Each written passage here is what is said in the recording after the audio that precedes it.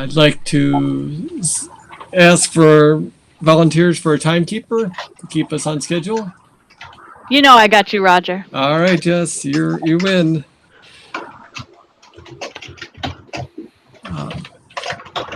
So, Sarah, you got the attendance correct? I do. All right. With that, we're open. The next topic on our agenda is public comment, and we have a special guest today, Soleil, who is a alumni she's now a rising sophomore in college, and Yeah. she'd like to address us. And you have the floor, Soleil. Cool. I think I know most of y'all. I had Miss Mode in class and everything. So, but a little bit about me. I'm a rising sophomore at Vanderbilt University. I'm studying mathematics and economics with a minor in business with a focus in finance. Back in mass because of COVID and everything. But essentially, with the rise of kind of the second rise of Black Lives Matters movement, and everything that's been happening in the media, I decided to get all of the Black alumni together and kind of have a conversation about our experience at AMSA.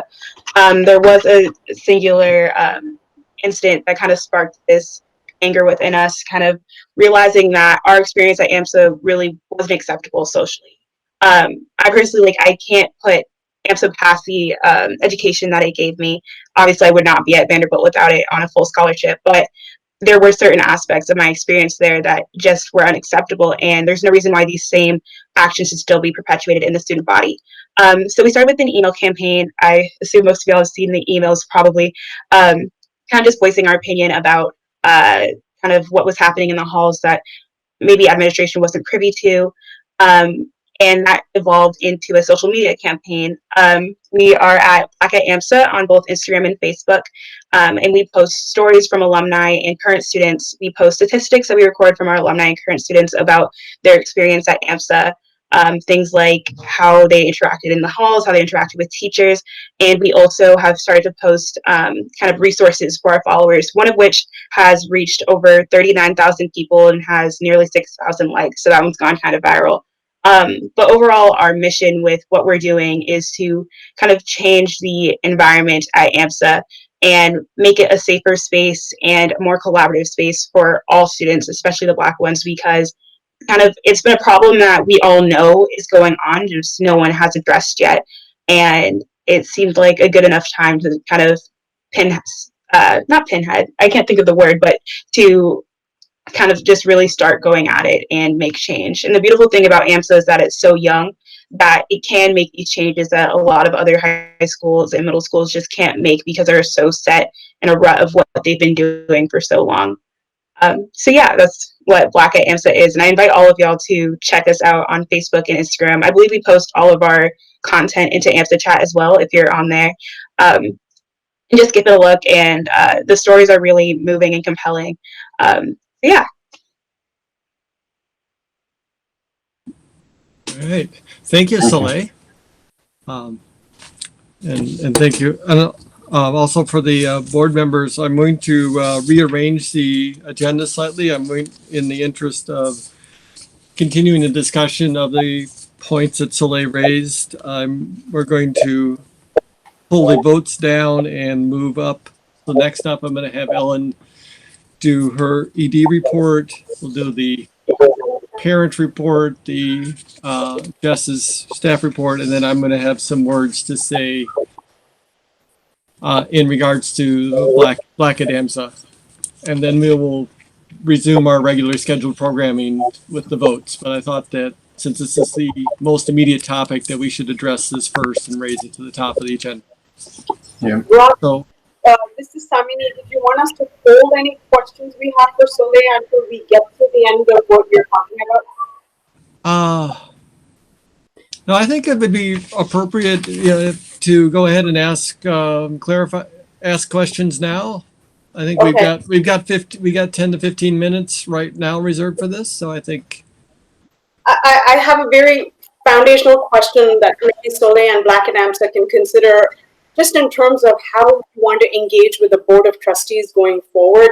I really appreciate you coming out here and talking to us today, but I'm wondering how we can sustain an ongoing interaction as we look to make forward progress as a school and a community. Definitely. So right now, our kind of most immediate action, we've been in talks with administration, as well as Ms. Saul and Mr. Jarrett have been on those calls discussing the demands that we had posted, I think 2 or 3 weeks ago. And our most immediate action is reforming the curriculum.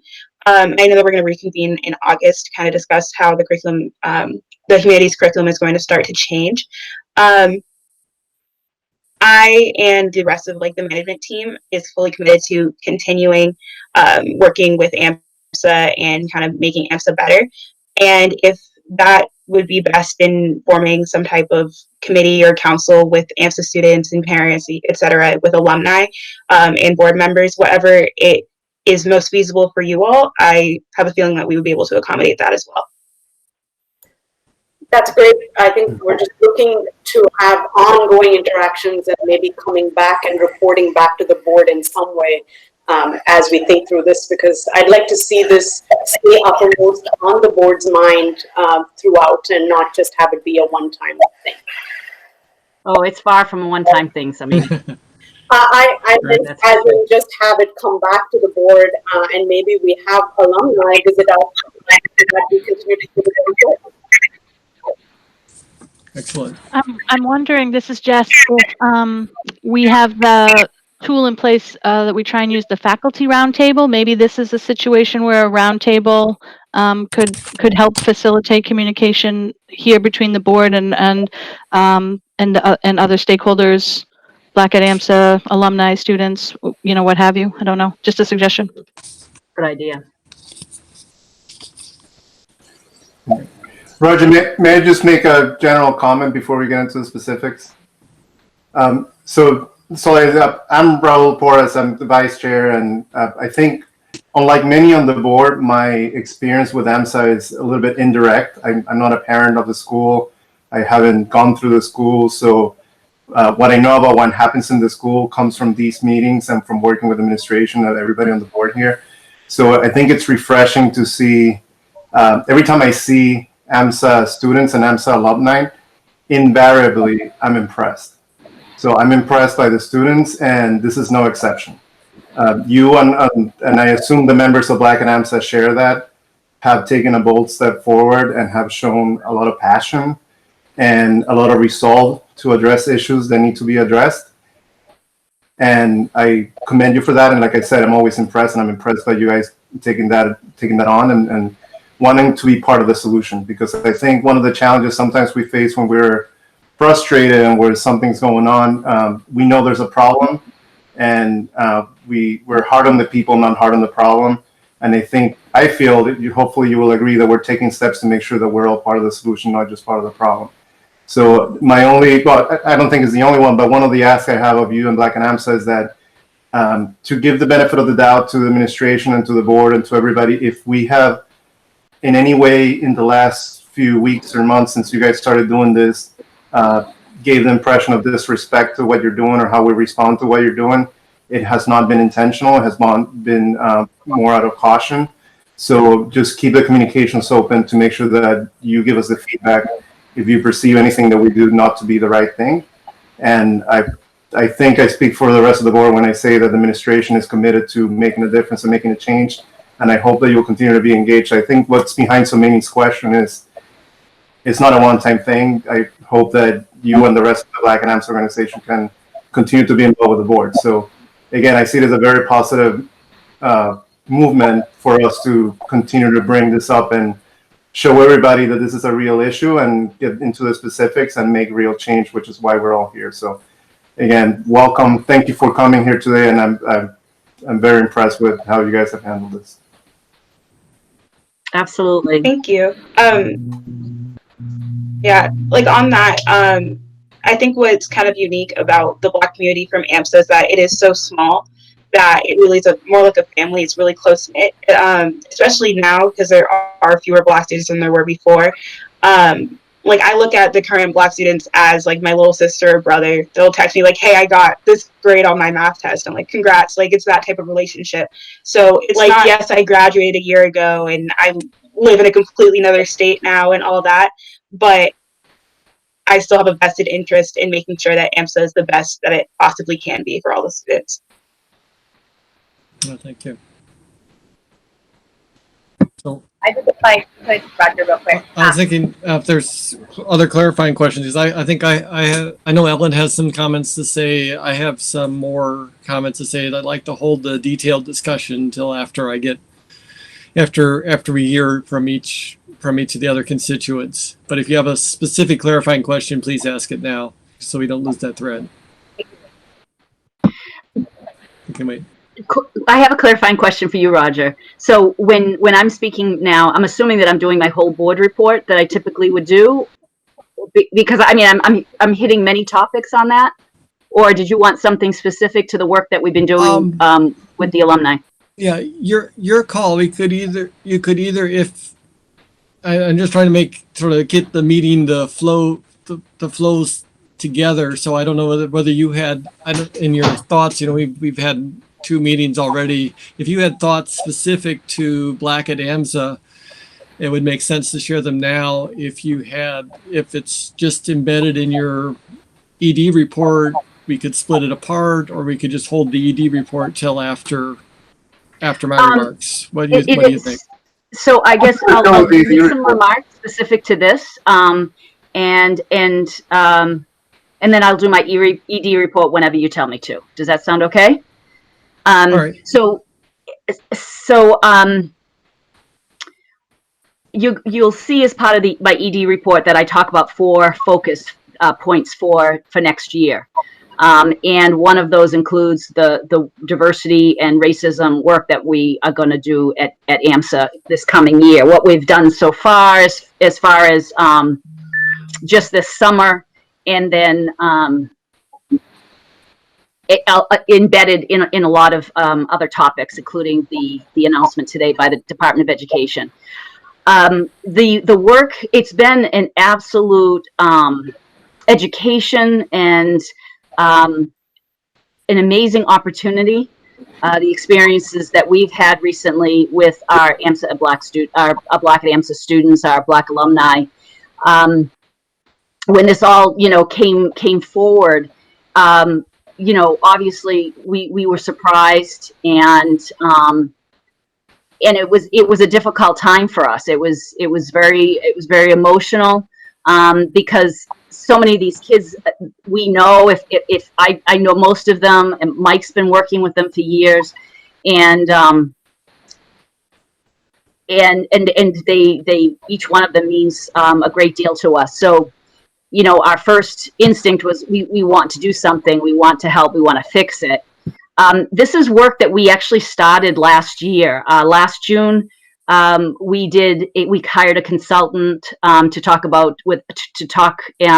with the administration to do training around bias, racism, microaggressions, and then we did that was a half-a-day PD that we did. And then in August, we did a professional development with the teachers as part of their August work.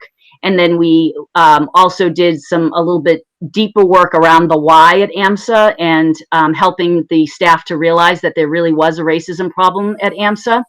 And we did that in November, and then we had plans to do a little bit more work in the spring. And so it was very, very slow, and wasn't gaining traction very quickly. And so what actually transpired over the last month and a half or so has really given us the wind beneath our wings, right? It's given us the opportunity to say, my gosh, these are the things that have really happened, many of which that we didn't know. And I know that the kids were fearful of talking about it.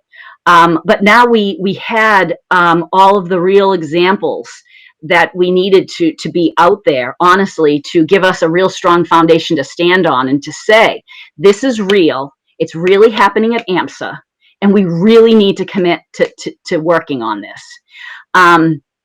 And so I actually I've done approximately 40 hours of professional development in the last year around racism and equity issues. And because it was a priority for me, I just didn't know how to actually kind of dig my claws in and actually make the movement happen. And so what the students, the courage that they have shown to stand strong and have educated me in the process has been, I've just been really grateful. Because in the end, honestly, it just turned out to be such an opportunity for growth for our community. And so we have met with our Black alumni 3 times now. Twice that Liz and Roger were with us, and another time it was just Brianna, Mike, and I, and Anders and Marty Richardson. Marty's the 3rd time English department chair.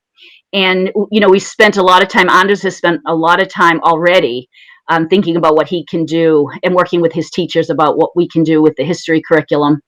And actually it's work that he and Brianna had been trying to do all year, but change is hard, right?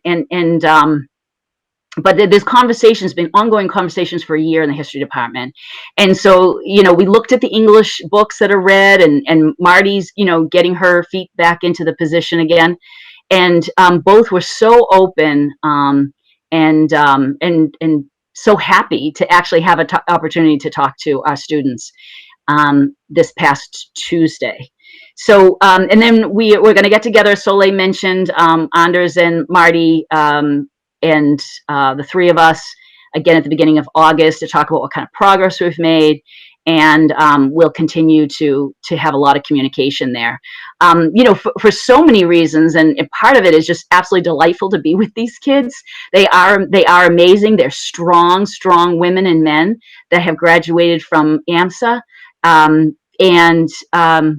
well, they're just delightful. I mean, just seeing Soleil again and Rhea and Layla and some of those kids, all the Bibio boys. I had 2 of them on my caseload and knew them, and just to see the dynamic, strong people they've become. They always were, but to have them out on their own now. So I'm grateful for this opportunity. I'm grateful to have this foundation to stand on. To be able to say, this is it, this is the time, we are going to make this right. There's no student that should ever feel less than at AMSA.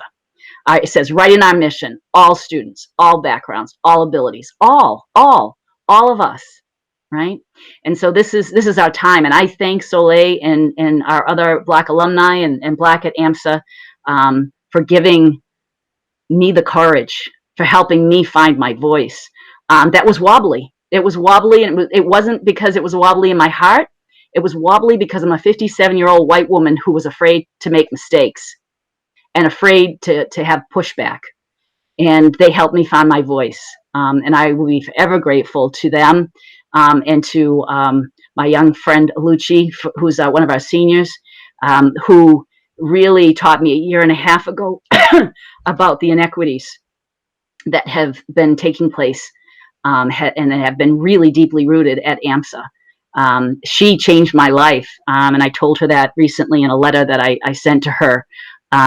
She changed everything for me, and so grateful for these kids. I really am. So those are my thoughts around Black and AMSA and the work that we have ahead of us. It's a multi-year, forever kind of project, because these things don't just change, right? This is work. And it's work that's worth doing. It's work we're going to do. So, Ellen, do you mind if I jump in just for 1 second? One quick. That's Roger's call. Yeah. Go, Mike. No, real quick, Roger. I just wanted to publicly say the very first meeting we had a couple weeks ago, Soleil and I were the first 2 in the room.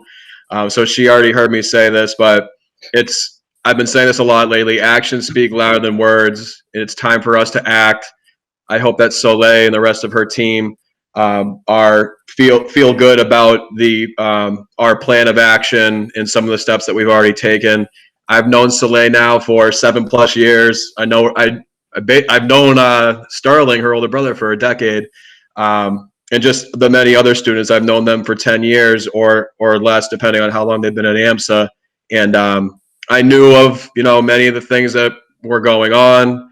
We've tried to deal with them over the years, but I'm also learning many other new incidents and situations and experiences. And I can't thank Soleil and the rest of the alumni for sharing their stories and having the courage. And we're ready to go and tackle this as a team, as a whole community. So thanks to Soleil. I wanted to just say that publicly. Thank you, Mike. So I've also been thinking deeply about this. So here goes my thoughts. Start out very simply. Black Lives Matter. Black Lives Matter. Black Lives Matter. They're three simple words, but they are hard to say. In the past month, our brave and elegant Black alumni have taught us about systemic racism, microaggression, and anti-Blackness that they've experienced at AMSA. Hearing these experiences and reading them made me sad, angry, and determined to make a difference. Two quotes that resonate with me, and I hope they resonate with you. These are both from Rosa Parks. First one is, I see the energy of young people as a real force for positive change. And second, there is no future without education. And we at AMSA can have both of these. We have engaged, energetic young people, and we have education as a weapon. That being said, racism of any form, be it, is not acceptable at AMSA, period. Here at AMSA, we have the opportunity and set up to make a difference. We have our mission statement, our core values, and our vision that all speak to this, but that is not enough. You've heard the vision before. Our mission is to create an environment for the celebration of knowledge where all children of all backgrounds and abilities excel in all subjects.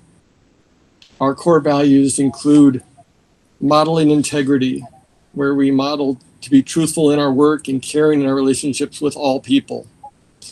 We foster community. And in our vision that we worked on in the January timeframe, part of our vision says to create a school culture that fosters trust, respect, pride, persistence, and a sense of belonging in a caring, inclusive, and accepting environment. So we have the words in place, we have the structure to make this happen. But as Mike said, actions speak louder than words, or said another way, deeds, not words. So quoting Francis Frey, who's a professor at Harvard, there are three pieces to successful change. One, honoring the past. Two, having a clear and compelling change mandate. And three, having a rigorous and optimistic way forward.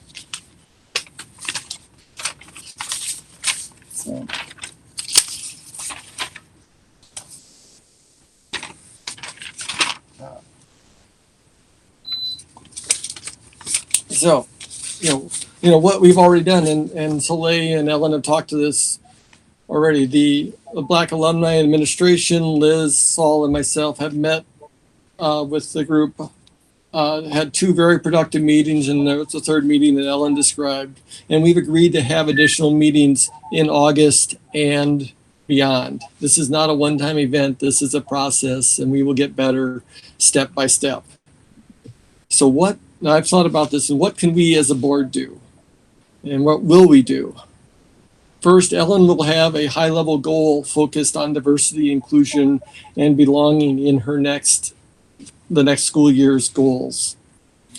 Second, we as a board can focus on board recruiting, to recruit a Black trustee and to increase our diversity in our board, our committees, and our board advisory council. Third, we can develop and track metrics to measure our progress toward the goals. And fourth, I ask my fellow board members to read, digest, and prepare to discuss next meeting what we can do as a board to move this forward.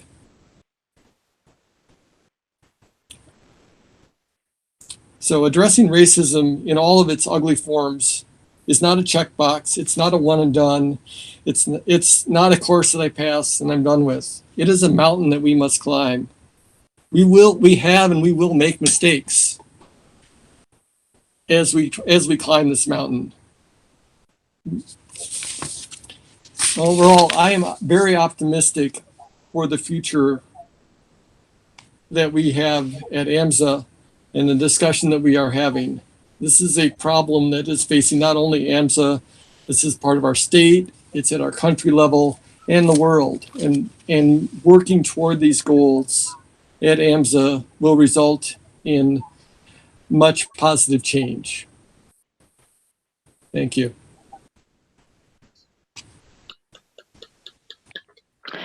Roger, did you want me to add my piece as a faculty?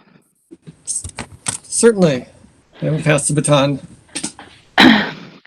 So I think as a faculty member and all faculty members, and sometimes it's difficult when I speak for everybody to presume I speak for everybody. I'm sure that there will be people who disagree and agree with me. So take this with a grain of salt. But when I think of what my goals are for what an AMSA student looks like, why are we giving them this education? What's our hope is that they become, especially in the history department, that they become active, caring citizens in our world, that they take what AMSA has given them and they internalize that, and then they turn that into action and they become these great leaders of the world that we want them to be. So I totally agree with what Raul said and Ellen and Roger, that there's a sense of pride listening to Soleil talk and seeing that these alumni have done exactly that. They've taken what the skills that they've learned at AMSA and they've gone out to take action and do that and to work as citizens to be a better world. And when we probably pictured that, the idea that the world that they were making better, that they would work hard to improve and go and spread this AMSA way and commitment to excellence and integrity and community. It hurts when that action came back on us, because we think of ourselves as people who have done the very best we can to be just and to be inclusive and to be equitable. And it hurts when that action comes back and it says, we have not done a good enough job. So we are proud of the action that these alumni and these students have taken and are taking and are going to continue to take. But it's a difficult mirror to hold up when that action reflects back on us. And I think that teachers in general are, first of all, we want to be the best that we can. And we want to be teachers who are doing the best by our students. And there's fear in teachers that, oh my gosh, it's going to be me who's not doing the right things. And of course, none of us are doing the right things, or we're doing the right things, but we all fail, right? We set lofty goals and we're going to fall short. So I think that there's both tremendous pride at the civic action here, and also it hurts. There's pain that we have not lived up to the goals we have set for ourselves. So that I agree with everybody's sentiment that that's gonna take work. And I just want to point out that work has begun. Teachers received, as part of their end of the year send-off from Ellen, a list of resources for us to educate ourselves and for readings to do, documentaries to watch. So no matter where you are on it, some people are really well versed in studies of race and equity, some less so. All teachers got a menu and of things that a list of things that we can do to come back to the year prepared a little bit better, able to speak the language of equity and racism and inclusion, and to be better informed. I'm reminded of a story that happened to me fairly early in my career, where somebody, it might have been me, actually, but somebody used the word gypped, like, oh, I got gypped. And then somebody pointed out that that word actually has an ethnic origin, that it was related to gypsies. And I never knew that. And so I never use that term anymore. And I think the point is, when we know better, we do better. Nobody wants deliberately to hurt people. And so I think that the more we know, the better job that we can all do of being better at educating in a just way and recognizing the inherent dignity of every individual student. So that I think is where the faculty is, that we want to do our best, and we think we are doing our best, but we need to recognize that that has fallen short sometimes. And even if we personally are doing our best, the idea that these things are happening in our hallways, right, maybe not right under my nose, but they're happening in a community that I live in, that's not acceptable, and that's not a part of a community I want to be a part of. And so we can do better for our students, by our students, and I think that that's where we are. We are people who value education, and education is going to be one of the tools in our toolbox to work towards a better world for all. That's what I got. Thank you, Jess. Thank you very Thank you, much. Jess. Well said. So now I sort of, this is a great opportunity to think and digest of it. Some of us, Ellen, myself, Liz, Jess, have had a longer time to think and process on it. If we want to have ideas now, but I think I'd like to reserve most of the conversation for a month from now, so people really have had a chance to think. Thoughts, or Soleil, I'd be interested in your additional feedback as well.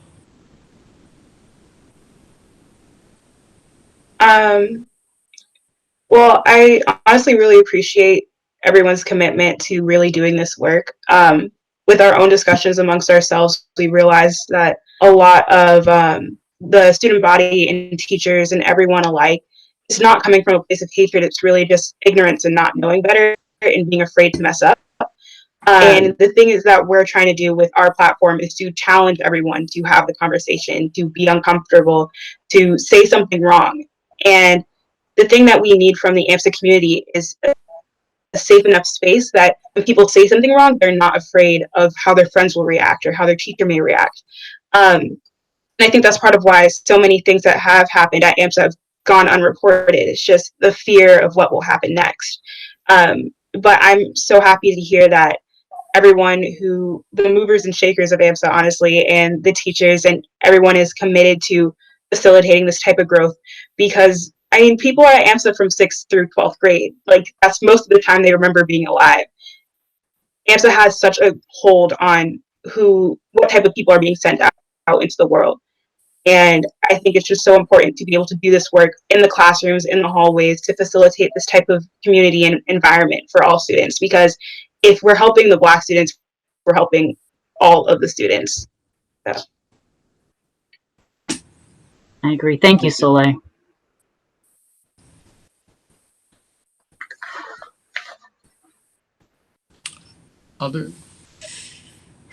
Other comments at this point, or is it the time to contemplate and think and come back in a month?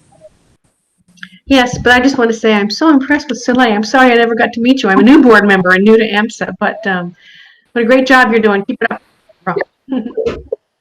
Very and impressive. I encourage everyone. Yeah, I sent you the list that I sent to the staff, so I encourage everyone to read and watch along with us.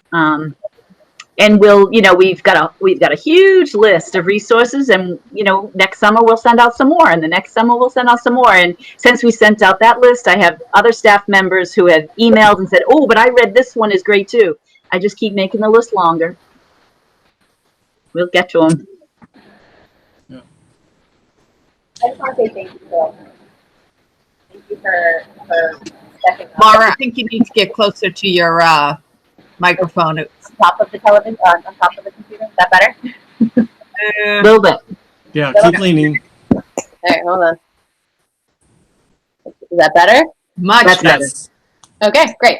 I just want to say thank you, Soleil, honestly, for stepping up and educating us, and really kind of, like you said, it's time to get uncomfortable, and good things come from discomfort, and we all hate to acknowledge it, but we're doing the same thing here, and it's kind of funny. I have never had the pleasure of meeting you, but both of my girls were in the room when the meeting started, and they were like, "It's Soleil!"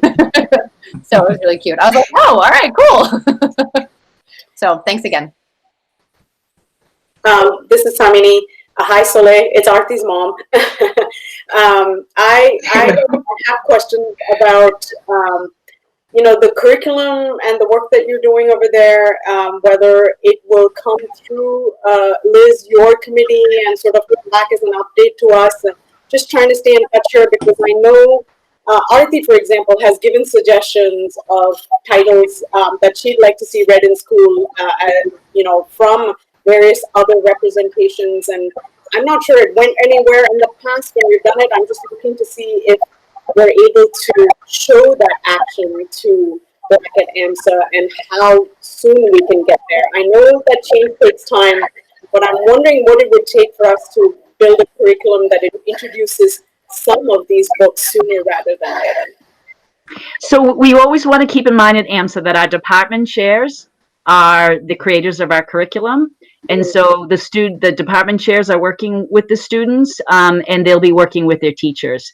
But we certainly can do a presentation for the education committee. It does take time. I mean, Marty and Anders just met with the students this week. We're going to check in again with them at the beginning of August and give them a month or so to work through some things this summer. Okay, thank you. If you have a list, that you would like sent along, just send it right along to me. You can send it directly to why don't you send it to me, and I'll send it along to Ms. Richardson. That sounds great. I know we. All right. Thank Definitely. you. Well, thank you. I think I understand the challenges, particularly given with the AP curriculum. We're also looking at what appears on the AP curriculum and how to prepare the students for that. And I think sometimes the chair of the department has in the past had a hard time trying to balance what shows up on the AP exam with what gets read in the school. And I'm wondering if the AP, if College Board is starting to think about this as well, because it would be helpful for them to put out a list that will benefit the entire school system, not just AMSA. Yeah, I'm an AP teacher, and I cannot imagine a world in which AP is a barrier here. I mean, I know the AP Lit curriculum is not prescriptive in terms of what works of literature are read. AP Lang has a lot of flexibility, and in the AP Social Studies, these are conversations that are happening nationally. I teach AP Gov. There's a lot of, there's an entire unit, for instance, on civil liberties and civil rights. Letter from a Birmingham jail is a required document that we do. So it's hard for me to believe especially in this national climate, that AP is a barrier for any of these conversations or learning to take place. That's great to hear. And I know that recently, Soleil, Americana was added to the curriculum. And what was the name of the other book that you mentioned during our meeting Tuesday? It was Americana, and there was another one that had been recently added. I want to say it was. One second. Let me check the list. I have it here. There was two books, and I know that Soleil. Oh, The Hate You Give. The Hate You Give. Yeah. The students were all very pleased to hear that those were two books that had been recently added to the curriculum since they left the school. So that was a positive. But we're going to keep looking at those things, and Marty and Anders were just thrilled to have spent time with the students, our alumni, listening to them, hearing their concerns, their suggestions. They had done a survey, which Soleil, I haven't had a chance to read those comments yet, but she sent us the results of a survey that they've done with on the Black students at AMSA, and I know both of them have reviewed those comments as well from the survey. So the students have been sharing those with us as well. So. All right. Thank you for the very productive discussion. And this is just the first of many, or the continuation of the discussions that we've already had, and this will continue. And Soleil, you're welcome to come back to you or any of the Black alumni are welcome to come back to any future board meeting to continue the discussion as well. Thank you again. Awesome. Thank you. Thank you. And just so y'all know, you're completely welcome to follow Black at AMSA. It's not just a student thing. It's Black at AMSA on both Instagram and Facebook. So I sent it out to everyone last night, Soleil. I thought it was important that they read what has been posted before tonight's meeting. I hope they did. If they haven't, I hope they go back and read it because, you know, unfortunately, just from a parent perspective, it's very, very hurtful. And so I think, you know, and we've talked about saying the right things and saying the wrong things. I think the only thing worse than saying the wrong things is saying nothing. And so we've got to put an end to that now. That's right. I agree. Liz, I didn't get anything. I didn't get anything from you. You didn't? Okay. Let me go back and make sure. I was just going to say the same thing, Cindy. I don't think I got anything either. I went back to look at my email and I didn't. Okay. All right. I just checked right now too. I just started a new job and I'm managing 3 different emails. So I'm like a little crazed, but I'll go back and make sure you get it. Thank you. Thank you. I've been following Black and AMSA Soleil on Instagram, so I have been getting the information you guys have been posting. And this is Sheila, Liz. I did get an email from you, so I don't know if it might be in people's spam or something like that too. Okay. I got it. I got it. Okay, I don't know if you put. Glad to hear I didn't lose my mind. So, okay. And I did not get tonight's invite. So I don't know. There might be something wrong with my email. I don't know. Wow. Cyber gremlins. Yeah, exactly. Cyber gremlins, yep. All right. Are we ready? Are we ready to return to our regularly scheduled programming? should I leave at this point? You're welcome to stay for the whole thing. Soleil, you can stay for the next couple hours if you want. Yeah. Likely to go 3 or 4 more. Open meeting. I didn't keep any time for that first section, Roger, so I just didn't think that was. Soleil, go enjoy your evening. Yeah. It's not going to be enjoyable. I have to study linear.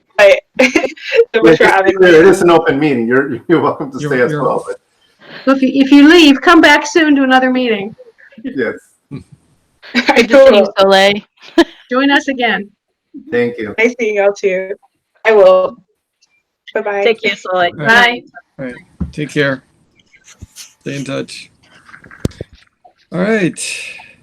So I'd like to return to votes, starting with the minutes. Okay, I have a correction.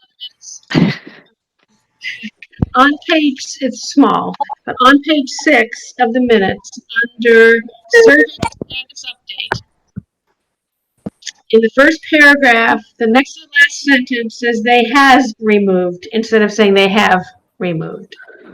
So Grammar hero, Cindy. I love it. These things just jump out at me. I apologize. It's bad. I feel as a math teacher, though, I mean, really.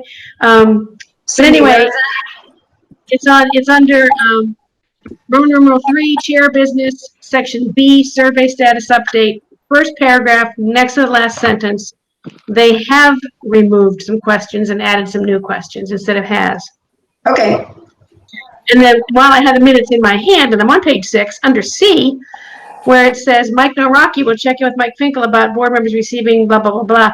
I still have not gotten a newsletter. So what I'm wondering is, are people using my Yahoo email or an AMSA email? Because I only use the Yahoo. We haven't. Cindy, I just discovered that I sent the email last night to your AMSA email, so that may be I better check your AMSA email. I just copied and I'll resend it to your Yahoo. Thank you. I need to go. I guess I'd better start looking at that AMSA email more. No, you know what? It's a technical problem that Sarah can work with Erica. There's probably some forwarding that Your That's what I AMSA need to email do. is supposed to be forwarded to your Right, it should personal. go to you. It should go to both. Oh, well, I guess it's not because I haven't gotten the newsletter yet. Right. So, Cindy, we haven't published the Mike Finkel's newsletter since April because Mike and I and Brianna send home a weekly email to the parents. He's been using Facebook and Instagram mostly, and the AMSA website to post pictures and things. But the actual information now has been coming home through email. It typically during the school year he does a beautiful newsletter, and we stopped publishing that during COVID. But even the weekly updates, Ellen, I thought were supposed to go to all the board members as well, and maybe that's not happening. It does say updates on page 6 of the minutes. Yeah, Mike, do you know if Mr. Finkel has been sending our Thursdays to him? To be honest with you, I didn't know that I had an action item to talk to Mike Finkel, but right now, my action item, I did speak to Mike, and he thought they were. He said he thought they all were. Okay, so I will good. check with him once again. I'm glad I didn't miss something because that really caught me by surprise when Cindy read that. Sorry about that. Maybe we could send out like a test newsletter and put some fun news in there and just to send it out. I could just say testing. Yeah. If we could do that, that would be good. Otherwise, it'll be, we won't find out for a month whether it's working or not. Right.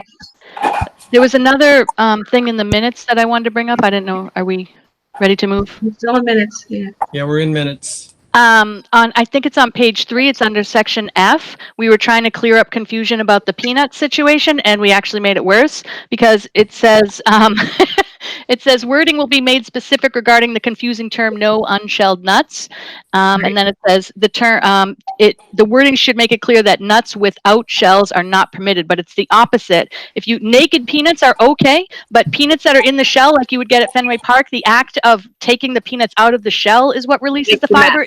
If I am to understand Miss Searle correctly, so naked nuts okay, closed nuts not good, and the same with pistachios. Like the breaking open is it puts more stuff in the air. So just in the minutes, we want to probably make sure that's clear.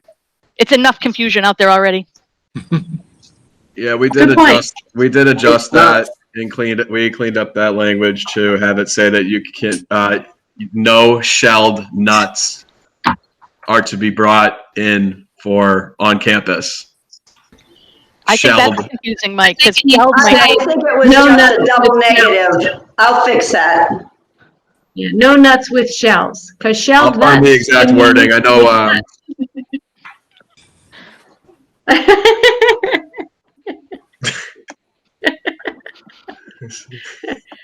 I threw in the comments, no nuts in their shells.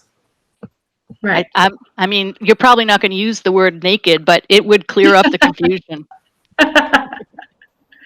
Especially because naked is okay.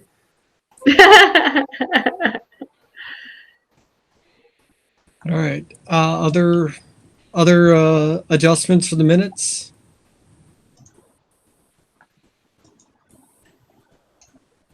Move to accept the minutes as mentioned. Who said that? Cindy? Cindy. Seconded by Sheila. Sheila, second. All right. There's find my. We need a roll call vote. Yeah, I'm finding my roll call list. Aha. There we go. Roll. Yes. Jill? Yes. Thank you. Kristen? Yes. Liz? Yes. Nick? Yes. Jess? Yes. Maura? Yes. Sheila? Did we lose Sheila? Well, she seconded. I'm going to say, I presume that she's on mute, but so yes. I Ben? think she's rejoining. Okay. Yes. Thank you. Cindy? Yes. Roger, yes. Motion passes unanimously to approve the minutes with minor edits as described. All right. Minutes. Next up, we have officer elections. I'd like to ask Jill as governance chair to run the officer elections. Okay. Sorry. If you like, I can do the roll call vote since I've got my sheet here. That would be great. So, can I just make a motion for each one and have someone second it, or would you like us to discuss first? Do you think there's a need for discussion before I make a motion for each No, election? there's no strangers here. I just want to make sure anyone doesn't have any like uprising. Okay. So I move to nominate Roger Jarrett as chair of the AMSA Board of Trustees. A second? And now we'll take a roll call vote using Roger's list. Yes. Do you want to ask if there are any other nominations? Would that help the, Well, I guess that's where I was going with if there was any discussion. right, so just, yeah, I think if we just ask if there are any other nominations, that would clear up that. Got it. Okay. So does anybody have any additional nominations other than on our agenda?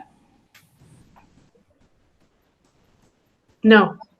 Got it? Okay. So now let's proceed with the roll call vote for the motion for Roger as chair. Raul, Sorry, I was on mute. Yes. yes. Jill, Yes. Kristen, Yes. Liz, Yes. Nick, Yes. Jess, Yes. Laura, Yes. Sheila, You say yes to? Did you say yes to? I think Sheila may be having technical difficulties. You can also type if that works. Ben.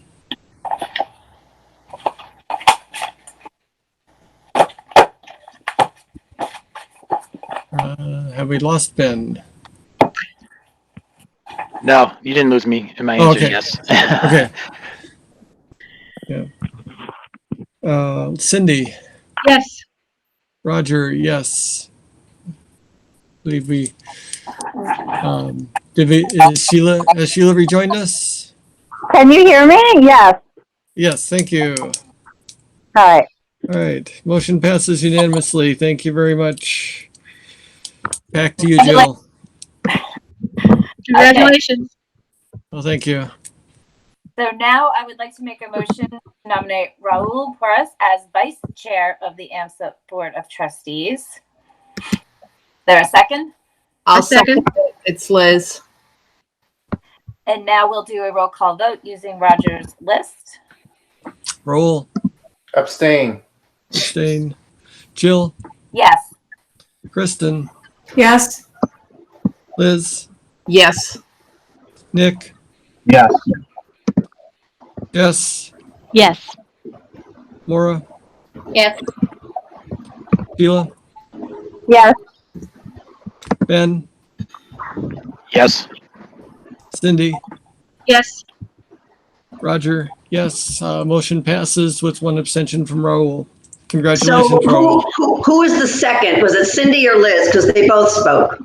Oh, Give it to Liz. Oh, it doesn't matter. Thank you.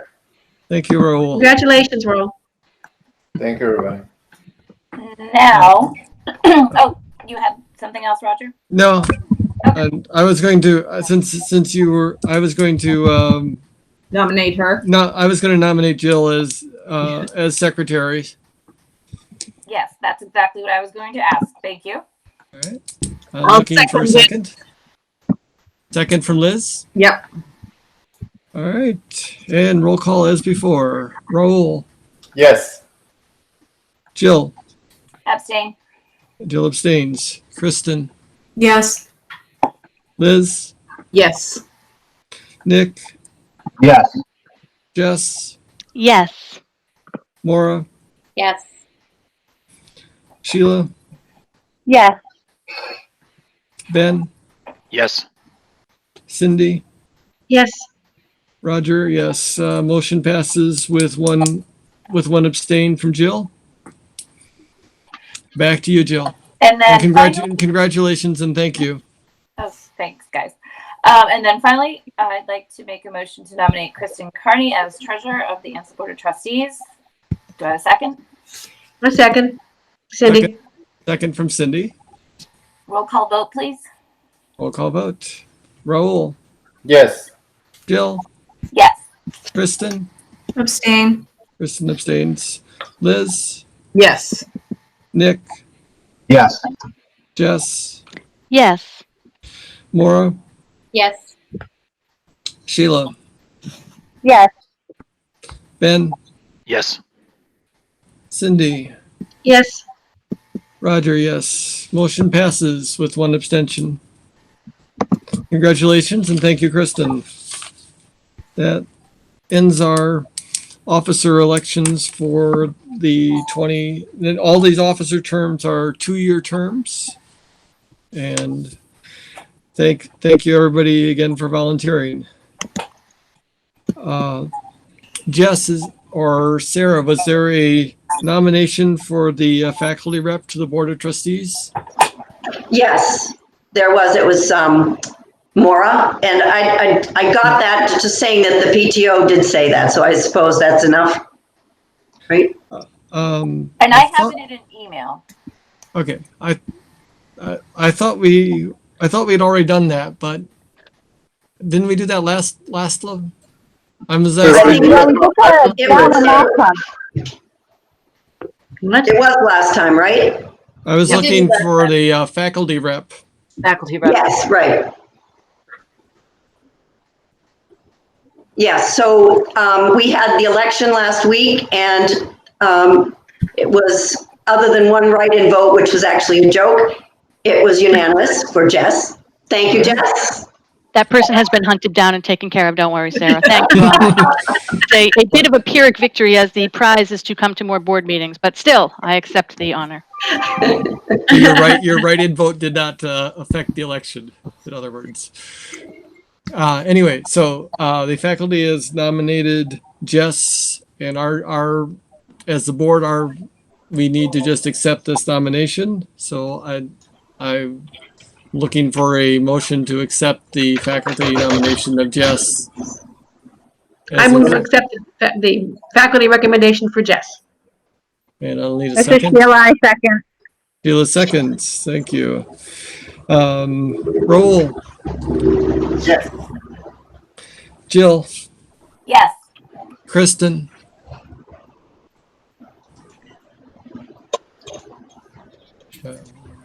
Yes. Yes. Sorry. Thank you. Liz. Yes. Nick. Yes. Jess. You gonna abstain?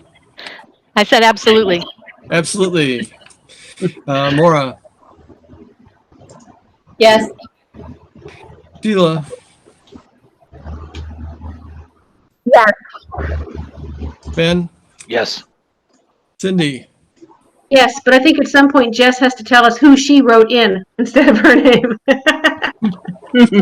The ballots are secret. It wasn't actually me. The ballots are secret. And Roger, yes. So the motion passes unanimously. Jess, did you Congratulations, vote? Jess.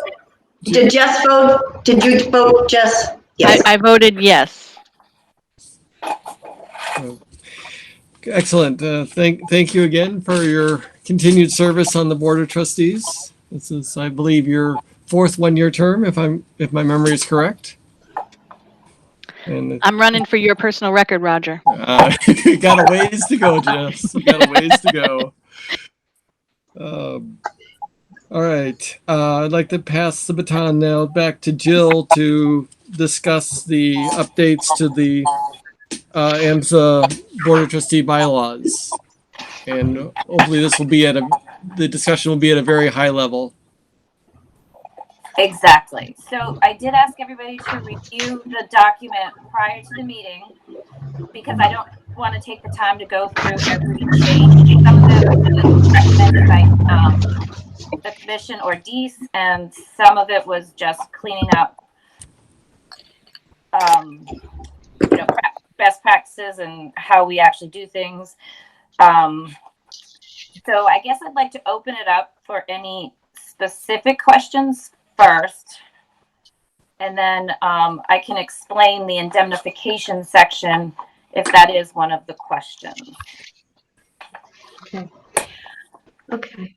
I had a quick question, section 3.5 for the quorum, and maybe I don't fully understand the quorum, so I apologize, but where it says board members who participate in meetings by phone or any form of remote conferencing wouldn't be counted towards meeting a quorum. With what's going on, does that still hold true, or?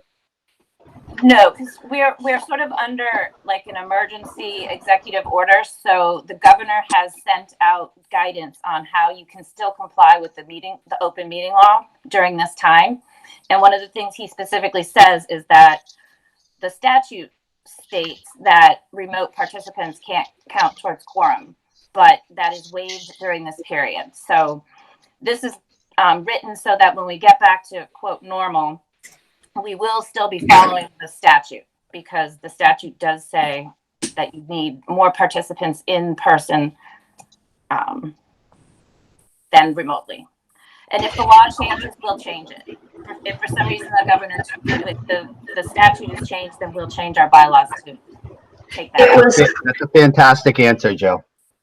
It was recommended too that, or they said that just leave it, as it was normal, because if there's an executive order from the governor, it always supersedes whatever is in any bylaws. That's what he had said. Yeah, exactly. All right. I have a question. On page 4 of 17, and it's section 2.3, number of trustees. The way it did read, it said the parent and faculty representatives may not vote on matters involving potential conflict of interest, but that was crossed out, and it is left to say are not eligible for the officer positions of the board. Or, but it doesn't say anything about can they vote on matters that might be a conflict of interest. That seems like it got pulled out of there.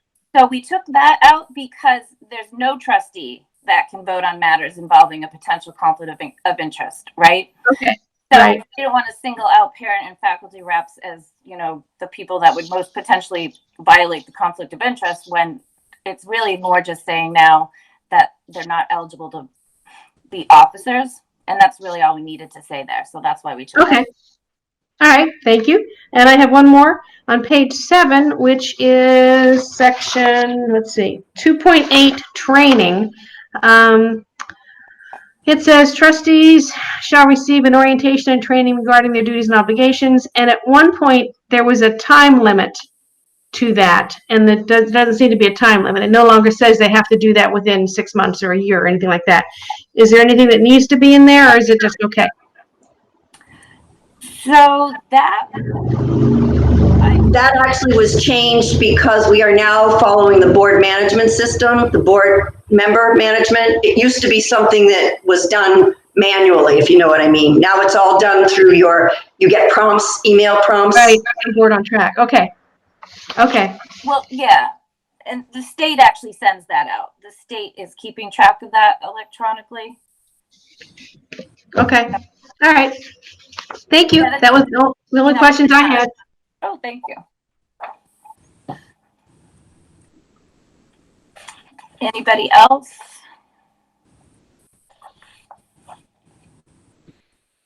I just noticed there was punctuation missing in one of the edits. I can always email it to you, but it's in section 2.3.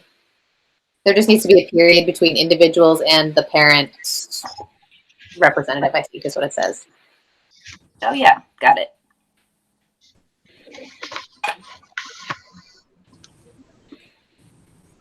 Right. Other specific questions for Jill? So we have some of the most comprehensive bylaws out there for charter schools. So we'll be the model going forward. All right. So I guess I'll entertain a motion to approve the bylaws as revised. Motion to approve the revised bylaws. A second? I'll second. Cindy? So motion by Liz, second by Cindy. Further discussion?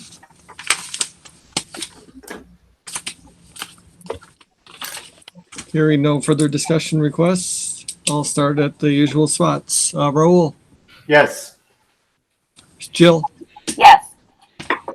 Kristen, Yes. Liz, Yes. Nick, Yes. Jess, I missed my mute button. Yes. Maura, Yes. Sheila, Yes. Ben, Yes. Cindy, Yes. Roger, yes. Motion passes unanimously. I'd like to thank the whole governance team for the many hours of discussion, passionate discussion and work that went into all of the edits that were required.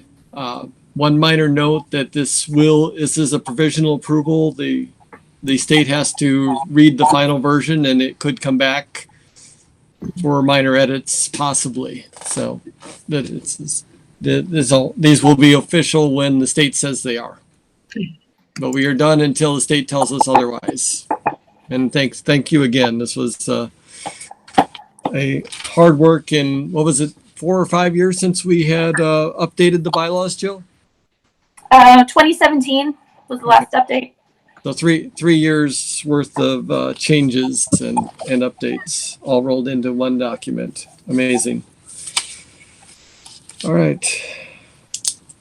We have completed the vote section. At this point, I'd like to pass the baton to Ellen to provide the executive director report.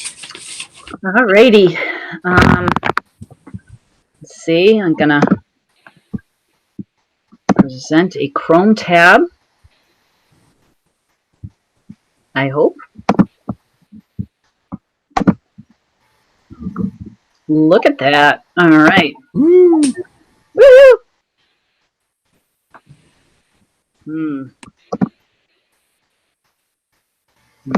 Why is it doing that? Because I hit the wrong button. There we go. Can you all see that? Yep. All right. So I think I'd like to start out first by just thanking all of you who have served on the board for the last year and for accepting new positions for the coming year or 2 years. It's a 2-year term. So thank you very much for your commitment to the school. The school would not run without you. We cannot run without our board. And certainly the hours that each one of you, whether you were newly elected or re-elected again tonight, or serve on our board, we appreciate all the hours and hours and hours. I know the many hours that you spend, and appreciate all that you do to support our school and to help us run the organization. So thank you very much for being willing to serve for another couple of years, and for Jess and Maura for another year. But Maura's not getting away anyway too soon after next year. So, all right. So welcome. It's June 25th. That's kind of hard to believe, but here we are at our Board of Trustees meeting. So we have a number of things that I'm going to look at tonight. I'm going to try to go through fairly quickly because you know that we got new guidance from the governor and from the Department of Education today. I did not know that was going to be coming out. It came out at 11 o'clock last night. And so I had to add all of that in today to give you some information there. So this is probably, I want to keep it moving along. So first we have some summertime thank yous, and then we're going to talk about the new back to school guidance, and a little short razzle dazzle time. I almost left it out, but I got a little feedback. Raul likes it, and I want to make sure that I offered him, because there's always so much razzle dazzle to talk about. There's much more than I included, but just a little bit. A little talk about graduation, so you know how that's going to work, and then my focus points for the 2020-21 school year, which we are already well involved in planning. So summertime thank yous, our teachers, our counselors, staff, our administrative team worked over and over and over and over and above throughout the spring. We talked about at the very beginning that the analogy that I used was the big steam engine. And I used this analogy with someone recently who was asking me about what it's been like for me personally. They were asking me what had happened and what was it like, and I gave them the analogy of the steam engine, and of when that it hit and they shut down schools.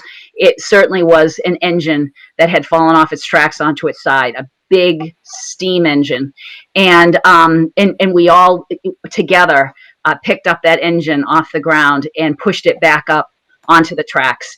And then everyone picked up a shovel and they shoveled in the coal and they got that steam engine running again. And there were times that it would hiccup a little bit every time the Department of Education would give us some type of a new policy or a new guideline to implement. There'd be some hiccups along the way. But we really did get that train running, and our students did receive an education this spring. And we were up and running very, very, very quickly. So I wanted to thank everyone for all the extra effort that they have put in this year for sure. So we now want to talk a little bit about the document that we received from the Department of Education. It had a certain goals to it. I'm going to talk about that and some of the safety regulations and requirements that they've put into place, and then what we still have that we're expecting to come out from them over the course of the summer. So the goals that they state that within the first couple pages, it talks about the purpose for the document. Was that they want to obviously ensure a safe return for as many students as possible in person. Now, that is all in yellow there because throughout the document, in bold, many, many times, it talks about a safe return in person. They've spent a lot of time talking to all types of physicians and medical personnel, pediatricians, people who specialize in children's health, and they are very, very sure that the best thing for our students is to be back into school. And that is, they want to do it safely, but they are very motivated to have in-person school meetings, and that it's important to maximize learning, which of course we know, and also to address our students' holistic needs. That's a quote right from the document. Also to provide us a clear set of health and safety requirements for in-person learning. And they are also requiring districts, that includes charter school districts, to prepare a reopening plan that addresses 3 possible models. And I'm going to talk about that in a little bit. And then also further, also which guidance we can expect to come out over the next 6 weeks or so. All right, so here we go. The fall back to school guidance. It was released. It came into my email at 11:01 last night. Immediately started running through that. I was on a 15-minute phone call this morning, virtual call with Commissioner Riley, with all the other charter school leaders across the state. We had an all-staff meeting today at 12:30 so that we could, as soon as I got, so the guidance came out at 11 o'clock last night, but it was embargoed until 10 o'clock this morning. Now, there were people who released it out to the media and whatnot. It's that when that happens, it makes it very hard for the leaders who are really trying to lead with integrity. And I did not release it until it was actually released by the state at 9:30 this morning. But I immediately sent it to all staff so that everyone would have equal access to it. And then we held an all-staff meeting today at 12:30. There's an email that is on its way out to parents right now. I think Mike just put the finishing touches on that and sent that out to everyone. I think the overriding takeaway from me for this, because it's going to be mine and Mike's and Brianna's summer work, is that DEAS is requiring 3 written plans due at the beginning of August. They haven't given us the date yet, but it's 3 separate written plans. And the first plan that we need to write and have details for is in-person learning with new safety requirements. This is 100% of our staff and our students back in the school. What would it look like? We still need to have everyone 3 to 6 feet apart. Can we make that work at AMSA? And if so, how? Using cafeterias as teaching spaces, potentially looking at 4 Kicks and some of the rooms that they have there. Liz, you passed off an idea to me not too long ago, which I'd like to discuss with you further. And then the second plan would be a hybrid learning opportunity, and this could be a 50-50 type setup model that we've been talking about, and also 100% remote learning. So basically, the plan 1, plan 2, plan 3. The way that I'm hearing this is that they have obviously none of us know what's going to happen in the fall, but we could easily get a letter sent out to us on the 20th of August that says, superintendents and EDs, implement plan 2, implement plan 3, implement plan 1. Some Sunday night in October, we could get another email that says, we know that you've been doing plan 2. We want you to move to plan 3, or we're ready to move to plan 1, and we're going to need to move on a dime, depending upon what is going on, either medically, because I'll be monitoring that very closely, or financially in the state. So we talk about health and safety requirements. There's not a lot that's new here, but a couple little tidbits. Masks and face coverings are going to be required for all students grade 2 and up. Obviously, we're only worried about 6 through 12, and all adults in school buildings will need to wear masks all day. We need to make sure that we plan mask breaks. We also are asking all families which we've been asking for several weeks now, to be ready to provide their children with their own masks. But we will have extras available. We have 5,000 disposable masks that we've already ordered. We have another 1,000 for the staff that are reusable and washable. And we will have extras for students if they forget them or break them. And that those masks also must be worn on the bus to and from school. Social distancing, they're telling us to aim for 6 feet. That's what the CDC is recommending, but a minimum of 3 feet because the WHO is recommending 3 feet. And there's some countries in Europe that they mentioned that are using 3 feet regularly. And so they're asking us to aim for 6, minimum of 3 feet for social distancing within the school and within the classrooms. For the classroom and the facilities configurations, they're saying that the desks need to be 6 feet to 3 feet apart and facing in the same direction. And we need to use alternative spaces for teaching, such as the cafeteria, media centers, outside if the weather is nice. And we'll be looking at other alternative spaces as well to make this happen. You know, Mike Naraki has reminded me so many times that for a school district like Marlboro or any really town or city district, they would have access to maybe the town hall meeting centers, to libraries, that all kinds of different places that they have access to that we may not. So that's something that we're going to be looking at. I also want to tell you that we have been in touch regularly today with the facilitators. We have a back to school committee that has 50 members to it. It has facilitators that are running each group. Anthony Montesian is running the operation side of things.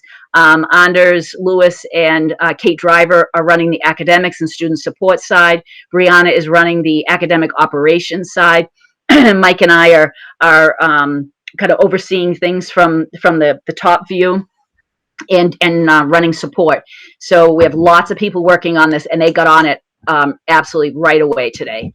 As far as hand washing is concerned and hand sanitizing, they talked about, 20 seconds, singing happy birthday and whatnot, and the types of hand sanitizers that we have to have. We have ordered, I believe the number is 64 gallons of hand sanitizer, and all of those things are already ordered. We also ordered hand sanitized machines, the dispensers, one for each classroom, and they'll be added into the hallways. I believe Eric ordered 40 of those.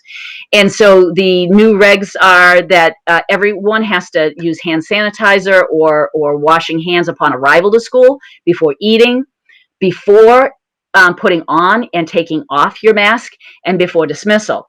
Now, if you're taking breaks, and more breaks, obviously, for the younger students potentially, so every time they take that mask on and off, we need to use hand sanitizer. So that's probably more often maybe than we've been used to doing. So that will be, we will implement those changes as well. We are expecting more guidance, and I think one of the reasons why we were initially expecting this guidance document to come out at the very beginning of June, and it's been put off multiple times. It was a huge task they had in front of them. There's 45 people that were part of this task force that they took input from. So we are expecting more. I think they ended up deciding we need to send out what we have, and then we will get the rest out as we can get it done. There will be a fall reopening checklist for us. There will be a process, they said very explicit process for how to handle COVID-19 cases within the school community. So if it was a student, if it was a teacher, if it's a parent or someone living in the child's home, what the process is going to be for cleaning or for canceling school or whatnot. Also, there'd be additional remote learning resources that they would be sharing with us. As far as facilities and operations, they will be giving us information on entry and exit procedures, cleaning, ventilation, food distribution, and signage. There'll be a whole document on transportation with busing schedules and capacity and how many we can fit on the bus. They even mentioned how wide they want windows opened. And that apparently is a big deal, right? We want airflow to move things along, and yet you don't want the wrong types of germs to be moving around on those buses either. So they're working on that. Guidance around special education and student support services, around athletics, extracurriculars, and electives, and also key policies, including potential academic calendar changes, testing schedules, and things like that as we head through the year. So you can imagine when you look at this guidance, the document that we got out that came to us late last night, is 28 pages long. So this is a huge, huge undertaking. I think that all of us went into this this conversation over the last several weeks thinking that we were going to be able to look at AMSA, and we were going to be able to kind of, within their guidelines, decide what we thought was best for AMSA, and then that would be our plan for the fall, at least for the fall. What we really ended up hearing was, you're creating 3 plans written, and you're submitting them to us. And if they're anything out of the direct guidance, then we have to approve it. That means that it's triple the work and triple the fun, right? Because we get to do 3 of these full plans. And each one of those is, Anthony Montejan immediately started sending out emails, talking to Eric and Sean about measuring rooms and figuring out how many desks and chairs and things we can fit into rooms if we're 3 to 6 feet apart. So there's a lot of logistics here. It's going to be a lot of work over the summer. We're ready for it. I was telling the staff today that I actually feel more energized about this and excited about how we're going to work out. I do like puzzles, how we're going to work this all out this summer.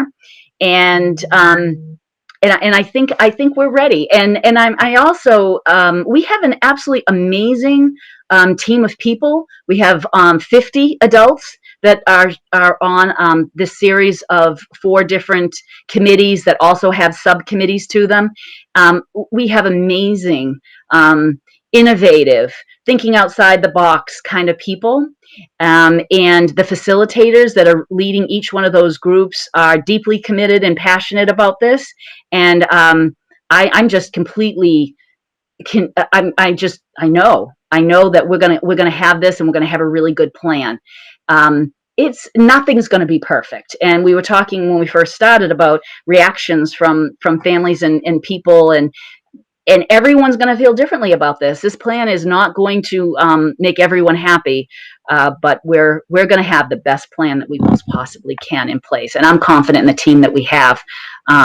They are just all innovative, deep thinking, think outside the box people. It's going to be great. So we can talk. Yeah, Go Alice, ahead. this is Ben. I had a quick question on this topic. Two quick things. One, appreciate all this extra work. So like in my job right now, they're going, making sure that everyone goes above and beyond, gets kind of rewarded. So, you know, you talk about how much hours and time and how much this is going above and beyond than the typical job. I mean, have you done anything like around those things to make sure that people are taken care of and appreciated and things like that? Other than my love and devotion, I mean, of course, you know, yeah. no. Yes, in fact, within this document, you'll see when you take a look at it, it will come. There'll be a copy that's going out to families actually tonight. That's attached to the email that Mike sent out. That there's some new grants that they announced. And Leanna already has that information, and she typically does that grant work for us through the Department of Education. And so there's all kinds of things that we are going to have to talk about. One of those things that I talked to the staff about today was that Leanna and I will need to sit down and come up with a proposal for that grant money, some of that going towards stipends for these folks that are spending all of this extra time. Because if this had all come out in June, we could have had the bulk of that work done. It might have come down to Mike Branna and I actually writing the plans, but we could have gotten all the input we needed in order to do that. Unfortunately, it didn't work out that way. And you're absolutely right. We cannot ask folks to go over and above without making sure that they're being taken care of. And also lots of appreciation from us because this work won't happen without a team all coming together and everybody putting their best effort forward. So thank you, Ben, for recognizing that. And we are, as I said, it's really just got this came at 11 o'clock last night. I worked on it all morning and added those slides all this morning to your board report. And then tried to spend the rest of the day enjoying my 6 grandchildren who are all here today. So that I gave them some time too. So we haven't had time to look at everything, but we're gonna. This is all just starting. So, all right, little razzle dazzle here from my for our vice chair here who does enjoy a little razzle dazzle time. So we have a number of student awards that were all awarded in different sort of ways. Our Eagle recipient this year, our Eagle Award and our Kia Kaha Award, both came with $1,000 scholarships. The Eagle Award, the person who received the award last year, his folks have added a $1,000 scholarship to go along with that award. For each year coming up. And so our recipient this year was Oluchi Yukaro, and she has been the president of our BSU this year. Fantastic student. I also want to point out that all of these awards, they were voted on by the recommendations came up from the department, through the chairs, through the teachers, to the chairs to us. We had a big discussion. These were actually awarded back at the beginning of May. And our Kia Kaha Award, which is that Stay Strong Grit Award, was awarded to Grace Menzie. That also had a $1,000 scholarship along with it from an anonymous donor. And then we also had a series of senior academic awards. And there's 2 that come out from each department. Those were videotaped, and the video presentations were sent to the students for a complete list of who received those awards. There's many of them. That's on Facebook, and they'll also come out via email. And then we also had that brand new program this year that was spearheaded by Sarah Preston, our Foreign Language and Arts Department Chair, the State Seal of Biliteracy. We had 11 students who received that seal this year, and in French, Spanish, Portuguese, and Japanese. Very exciting program. If you want more information, I can have that for you. And I wanted to share, this is 2 minutes. It's if you remember last year, Synovian and AMSA have started a partnership. We showed you the video from last year. This is this year's video, and it's different because it was all online. I'm just going to bring you to the Twitter page for Synovian, where we are going to share this with you.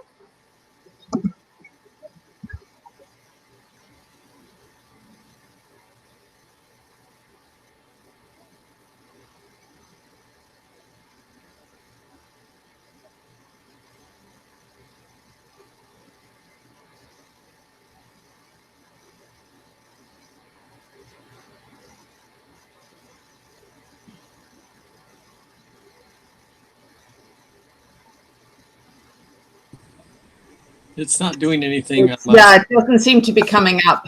Oh, you're kidding. No. You could send the link to us so we Yeah. can watch it on our own time. Okay.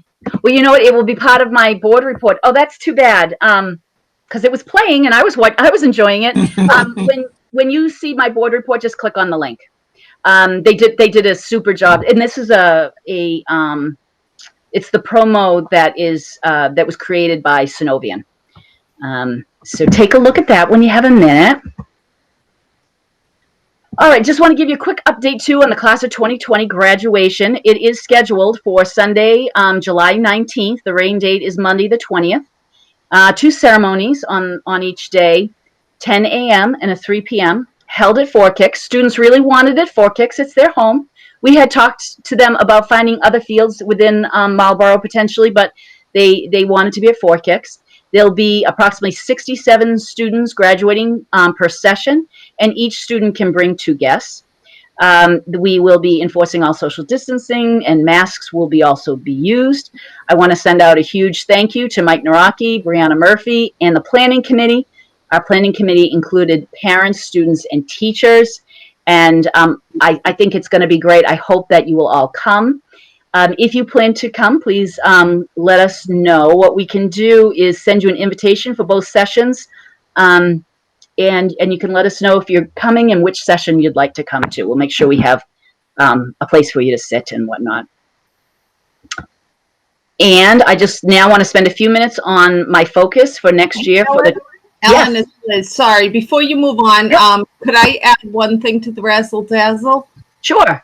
Okay, so I just wanted to let all of you know, last week, the Metro West Daily News and the Worcester Telegram had their annual All-Star Awards, and this is done typically through a banquet after the All-Stars throughout the year are identified.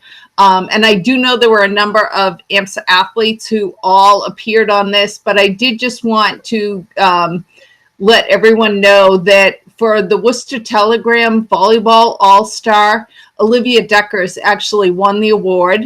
And for Metro West, she finished in the top 3. So I just thought that was very important to note.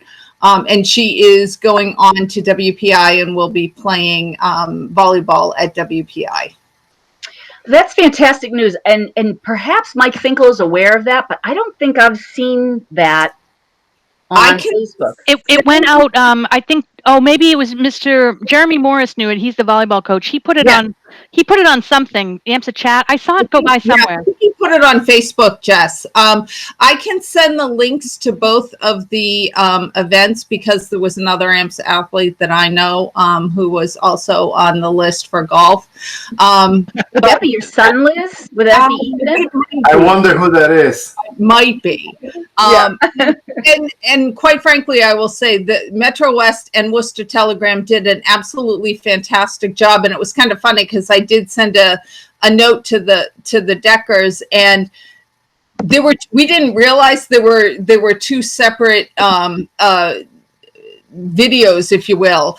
And so we had to go back and watch the Worcester Telegram because that's where Olivia actually won it. So, and they didn't find out until Pete Jones reached out to them to tell them. So it was just kind of funny, but I'll send out the links to both of them. They're about an hour long, so you might not want to watch, but it was actually, they had a lot of big name athletes on. So it was actually a very cool event. They did a great job. Liz, could you send that information? It doesn't have to be the whole thing, but just that information to me, to just a quick little thing. And add your son's name, please. Yep, absolutely. And I'll try to catch up on all of the AMSA athletes. Actually, you know what? Pete Jones probably knows, so I'll just CC him on it. I know that Anna Ciolino was noted for basketball, so I don't want to miss anyone. So I do know those 3 were definitely on the list, but Olivia was a big winner. Okay, we want to be sure Mike Finkel gets those. Yep. Jeremy might have put it on AMSA chat, but I don't think it was on our official AMSA Facebook. I typically see those. Okay, thank you very much, Liz. And now we will talk about our focus for next year. Always want to be mindful that it really is all about our mission and our core values, and we are committed to educate all students from all backgrounds, all abilities, and helping them to excel in all subjects. We also are committed to AMSA's core values of integrity, excellence, and community. And it is on those things that we make our decisions as we move forward under any conditions. The first one is the same, actually, same goal. Last year I called them goals. I was thinking more of that this is the focus for this year for me. And that's around trust. That was the number one for last year. It will always be the number one for us because it is that trust and respect and those relationships. It's the foundation of all the work that we do together, especially as adults and with our students. You know, we hear from Soleil that the students didn't know if they could trust us with that information. We need to make sure that our students know that they can trust us as adults, and that as adults we can trust each other and communicate effectively with each other and have hard conversations, because I think that's something that sometimes we shy away from, having hard conversations, but it's important. And also to empower our staff to use their voices. Some of the feedback that I've heard over the last several months is, well, we hesitate to say anything, or, you know, we're afraid that people will shoot us down, or, and it's no, we all voices are important at AMSA. And so we want to empower our students, and we want to empower our staff. And also to continue to improve our collaborative environment. I noticed in the staff survey that there are folks in our community who think that we're too collaborative. And some people like to have more direct direction. That has not been our style over the last few years. We feel that having this collaborative environment where everyone has a voice and everyone has can have an impact on the decisions, things we do, is important. We have way too much talent in our school to not include it in the decisions that we make for the school. So want to continue that, and also be committed to transparency and communication. And I think we also saw in the survey that the communication is improving, and that people are recognizing that. The second focus will always, once again, be academic excellence. We're pursuing excellence through our strong curriculum and our challenging classes, and we have high expectations for our students, and we have high expectations for ourselves. We also need to apply this to our back to school planning committee, and because it doesn't matter where we are or how we're teaching, we need to continue to challenge our students, and we need to continue to teach a strong curriculum. It's an adjustment. It's tough to do from home. It's tough to do with limited time. It's hard to ask students to be on a screen for 6 or 8 hours a day. And yet we need to make those adjustments for the fall. So we need to remember our commitment to academic excellence as we head into the unknown of the fall. We also want to let you know that we will be doing surveys. We'll be doing very specific surveys with our staff. We talked to them about that today.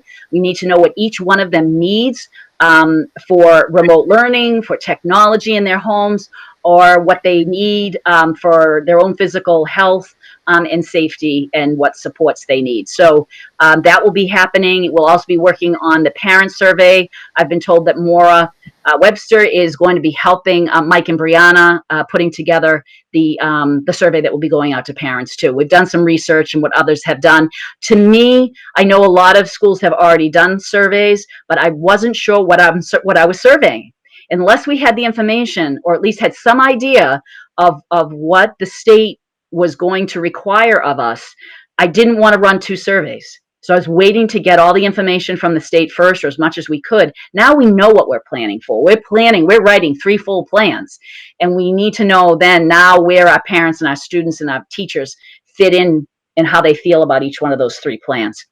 So no matter where we're teaching from, we need to be mindful of academic excellence. And we also need to be prepared to be very fluid in our educational model for the 2021 school year, where we're keeping all of us safe, all of our adults, all ages, and all of our kids safe. But we're also going to have to be very nimble and very fluid in our approach, and be flexible. And sometimes it's very hard to be flexible when emotions are running high, and when people are anxious about the unknowns of the future. And so it's continuing to support our adults, continue to support our kids, and helping us all to be very flexible. Third focus for the year is fiscal responsibility, right? This is a razor sharp focus on the budget throughout our global, national, and Massachusetts financial crisis. Leanna and I we've talked about this for hours and hours and hours and worked on hours and hours and hours on the budget. We are going to be watching this budget with as I said, a razor sharp focus. Every penny that goes in, every penny that goes out. We feel a high sense of responsibility around the budget for many reasons.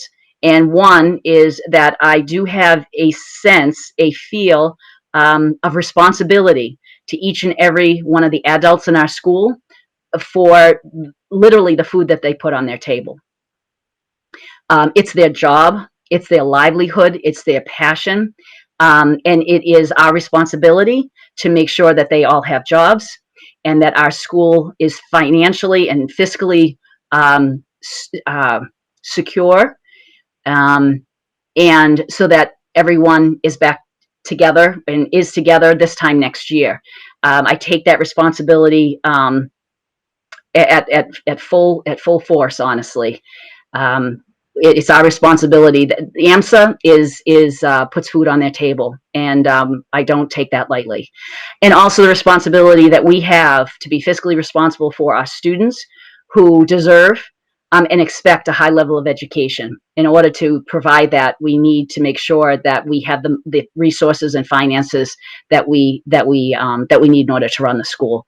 So on all of these levels, being so careful of this budget over the next year, in constantly monitoring it is going to be a major focus that I know both myself and Leanna and Kristen will have for the year ahead. And we will keep our spending under control, and with the goal of keeping our community working and together for the year ahead, which I imagine is going to be quite bumpy, as the state has reported a $6 billion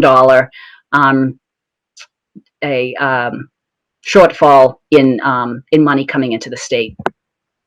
The fourth focus that I have is around equity and anti-racism.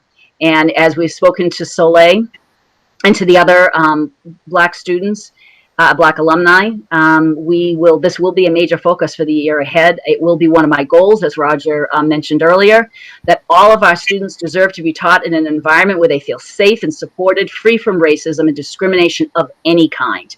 Any kind. This is all of our students of color, all races, all backgrounds, our LGBTQ students who do not have an easy time in our school as well. This is free from discrimination and racism for all of our students. I also have teachers who have mentioned feeling uncomfortable at times because of the color of their skin. That not acceptable for any member of our community. So this is going to be a major focus for us. AMSA will be hiring a diversity consultant. We've reached out to several of them. We've heard back from a couple so far. We'll be running interviews around that. As we heard mention about the reading, listening, and watching list that we emailed to the staff on last Friday, I once again invite you all to join us in that educational opportunity. We will be creating a multi-plan to educate our community, because as Jess so beautifully put, this has been a painful experience for us.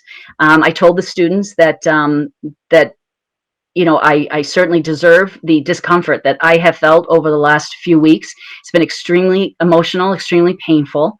I love these kids. I've known many of them, and really felt their pain in a very personal way, and take responsibility. The fact that they were hurt in part during my watch is something that I need to that I need to correct. So a multi-year plan will be developed, and that this will become part of the culture of what AMSA is. and should be and needs to be. We have been collaborating around this with our department chairs. We've been working with Marty and Anders specifically. Our Black students mentioned that it's really not a math and science issue. It's really, they see more deeply rooted in the humanities, which is why we brought Marty and Anders on very quickly. We've also been working with a number of our teachers. There's a group of about 25 of us, really. 15 core that actually put that a huge list together of all different resources, documentaries, and then we whittled that list down. A wonderful group of people. This is not a closed group. We welcome everyone who's interested in having these conversations to join us in that. We're also going to continue to work with our alumni, and they've asked that we invite a couple of our current Black students. Absolutely love that idea. One of them who's graduating, Aluchi, who's graduating this year, but one of our other younger Black students too, to carry on the torch. So summing this all up. Ellen, can I comment? This is Samini. Can I comment on that last slide and the comment you made around this is not a math and science issue? I just want to bring to your attention that at least one student said something about not feeling welcome in a physics AP class. I did see that on social media. So I know it's not a math and science issue, but it can turn into one. It just depends on how the students are treating each other in those classes. I'm sorry, I meant directly a curriculum. Sure. Yes, I understand.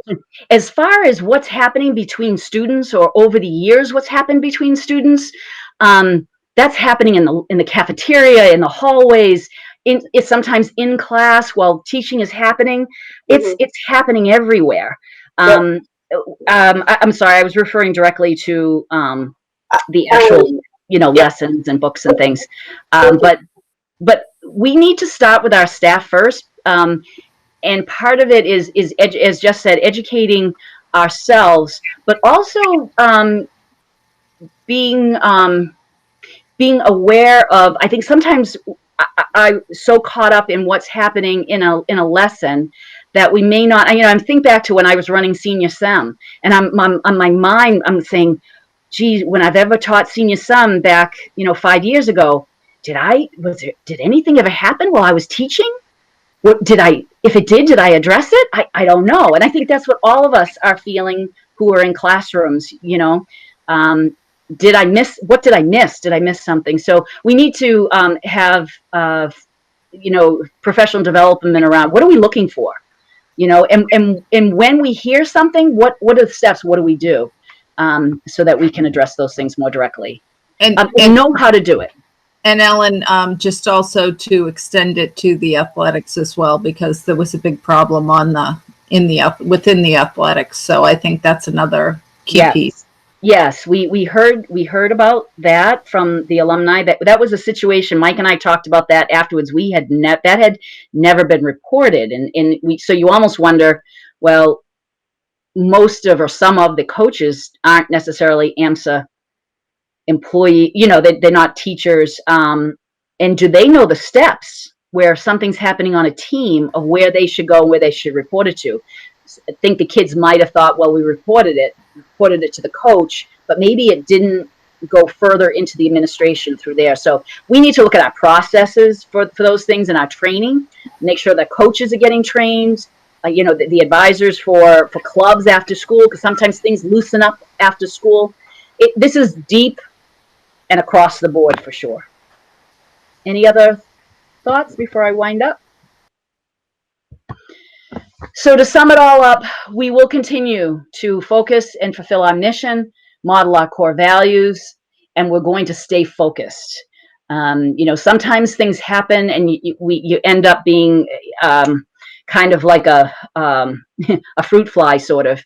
It's like, oh, this is happening, so we're going to need to go after this, and then this, and then this, and then this, and we need to stay focused on our focus points for the year. We need to continue to build our community of trust and collaboration. We need to continue to empower our teachers and our staff. We need to watch all of our pennies, certainly, and not that we don't already, Kristen, but more careful of every penny that we're spending, and that AMSA is not a community without equity for all, and AMSA is going to do better. We need to do better. We need to be a community where everyone feels safe and everyone feels equal in our community. We owe it to our students. We owe it to our families. We owe it to ourselves because I think we're better than we've been. But we're all growing and learning together. And I think that's our goal. All of our teachers and our staff people, we're in education because we want to learn. And I think that's so important that people are open and people want to go through this process. So I want to wish everyone a great summer. And once again, go Eagles. We continue to fly. All right, thank you. Thank you, Ellen. Great. Thanks, Ellen. Well done. Well Thank done you. report.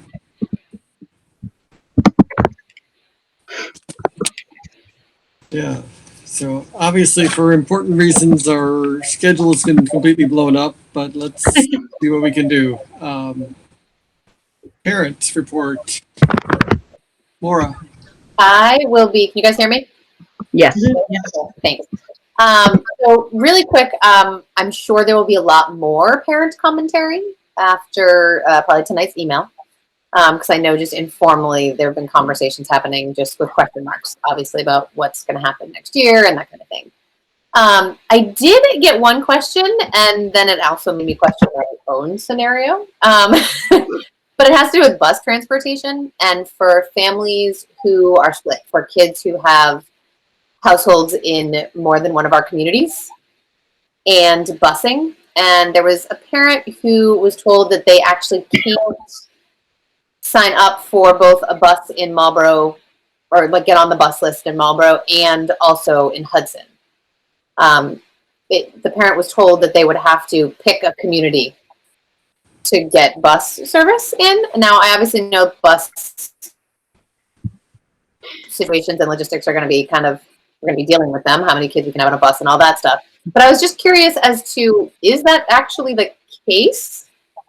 Or if I don't know anything about the buses, but I think Leanna is on the call here somewhere. If we could ask her to jump in. I can tell you more that for the fall, there's been no discussion of transportation or buses at all. At all. Okay. Zero at all. There's a little bit, I think there was an email about the regional buses that I think went out, but other than that, Leanna, do you know?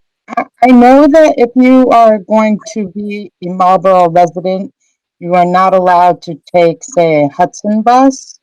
But if there's dual custody, it shouldn't be a problem.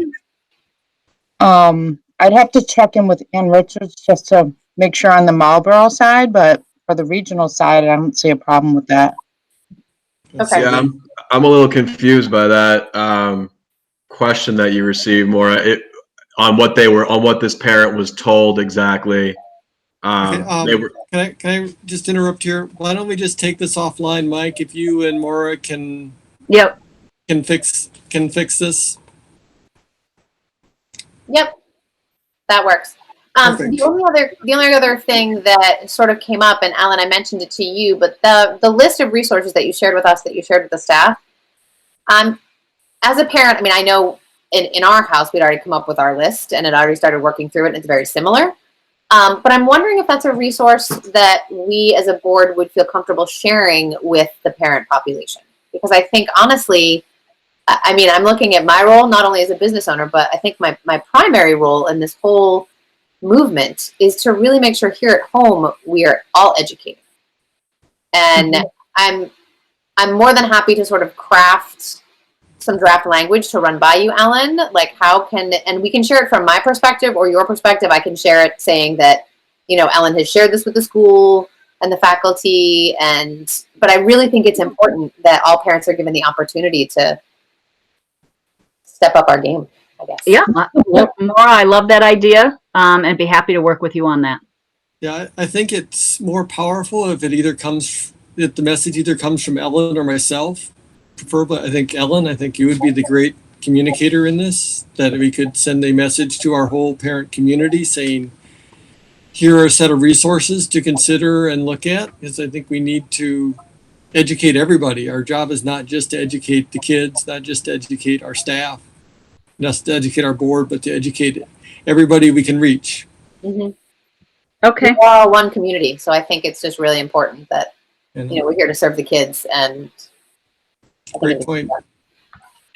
It's on my list. That's all I got. Any questions for Maura? Yeah, I love Maura's response there about parents, and I think that this will help us in our year and Ellen's focus. If we, if we need to discipline a kid for saying something in a hallway, and we can go home and we can say to parents, connect back up to these. This is a school-wide thing, and because if it's happening at that kid level, if you don't have parent support, I think it's difficult to make these big changes. So. Yeah. I also, want to mention that any situation ever that's ever been reported to us has been followed through deeply and swiftly. Much of what was been shared we didn't know about. Some of that what's been shared we did know about, and we followed through with discipline. And parents have always been very supportive when we've called home. One other point, Ellen, just for sort of the education of the board, one of the things that we did discuss is a way for students to report things anonymously. And so that is something that Dan Amaral and Anthony Montesion are looking into. I actually gave them one resource already. I just gave it to them to look into. I don't know the expense behind it, or I have absolutely no ties to it, except that the new company that I'm working for uses it as an anonymous way of reporting incidents. Because I think that if you think about it, adults aren't always comfortable reporting things. So for students, for us to expect these middle schoolers and high schoolers, I think that it's a stretch. It's a stretch for some people. Not everyone's going to feel comfortable, and there is that snitch mentality. So I think that's something that we need to be cognizant of. I think allowing students to snitch on each other anonymously raises a lot of complications that we need to be careful about. Yeah. Sorry, I would agree, Jess, but I do think that in this case, given the some of the very the seriousness of what we just went through these last few weeks, there has to be a way for students to feel safe in coming to the adults in the school. And I don't think that it just can be through, talking to the adults one-on-one. There just needs to be another mechanism. I hear you and I understand what you're saying. I think the idea of an anonymous, that scares me very much.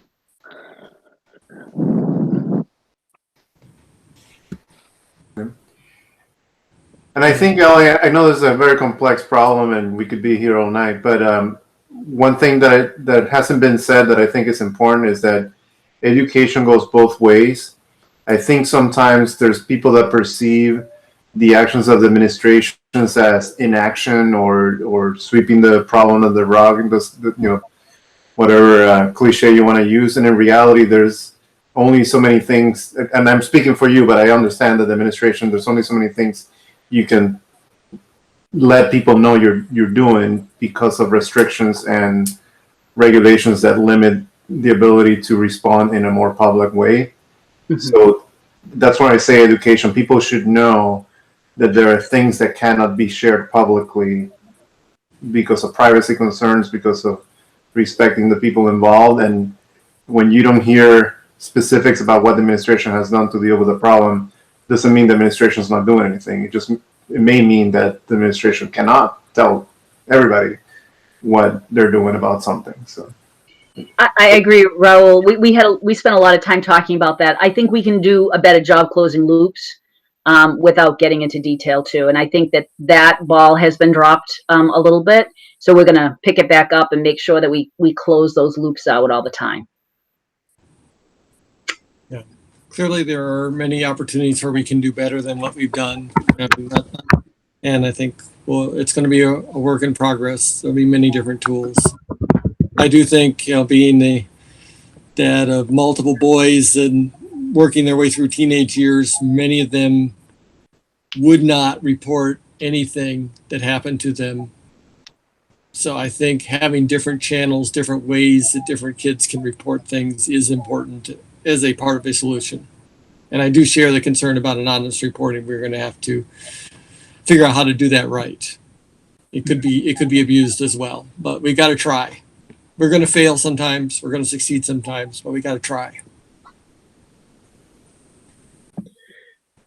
Our bullying report form that we have on the website, which comes from the state guidance, from Massachusetts DESE guidance. It says, so with a bullying report form, you can file anonymously. It says reports may be filed anonymously.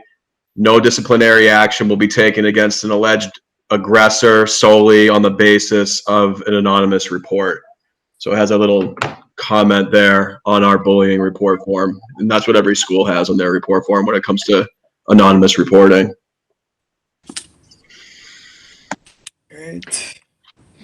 Anything else for Maura? Nope, that's it. Jess. Hi. So yeah. Teacher report. The year is done. Teachers had to submit their grades yesterday, I believe. I was actually done 2 days early, which is a first for me. So I think it was yesterday. So I think report cards are going out. So yeah, I think just it's kind of interesting. I expected with so many, with so much happening, I have an anonymous form filled out for faculty to tell me things. I've been trying to send out, my personal email, like all of these things, and I kind of expected a flood, and I got nothing. So that was kind of reassuring to me that people at least are feeling about the end of the school and plans and Black at AMSA and all of these things. They didn't feel so hurt that they needed to sort of reach out anonymously. So that's always kind of a little, it's a little bellwether for me.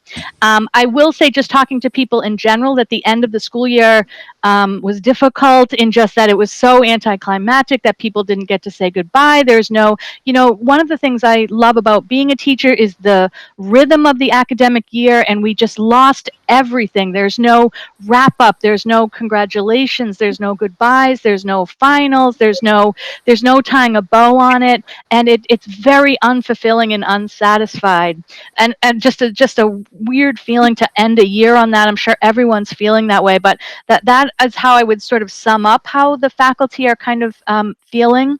I think there's also a genuine feeling, and I know we're going to go over the task force, the survey results, of disconnect amongst each other, that I think that we really kind of, by not being in a physical place together, that physical disconnect has led to a lot of other disconnects that are popping up out there, that makes it very difficult because we only have online to interact with each other. It's hard to, it's a harder it's a harder way to build bridges and to connect with each other. So AMSA has had ups and downs with, faculty connections, and I had somebody say, I feel really disconnected in a way that I haven't felt this bad about a school year in a long time since, and I think that that's just because of the nature of this end of the year not being able to be connected to each other, rather than any specific bad thing that is happening. I don't think it is that. I think it is just genuinely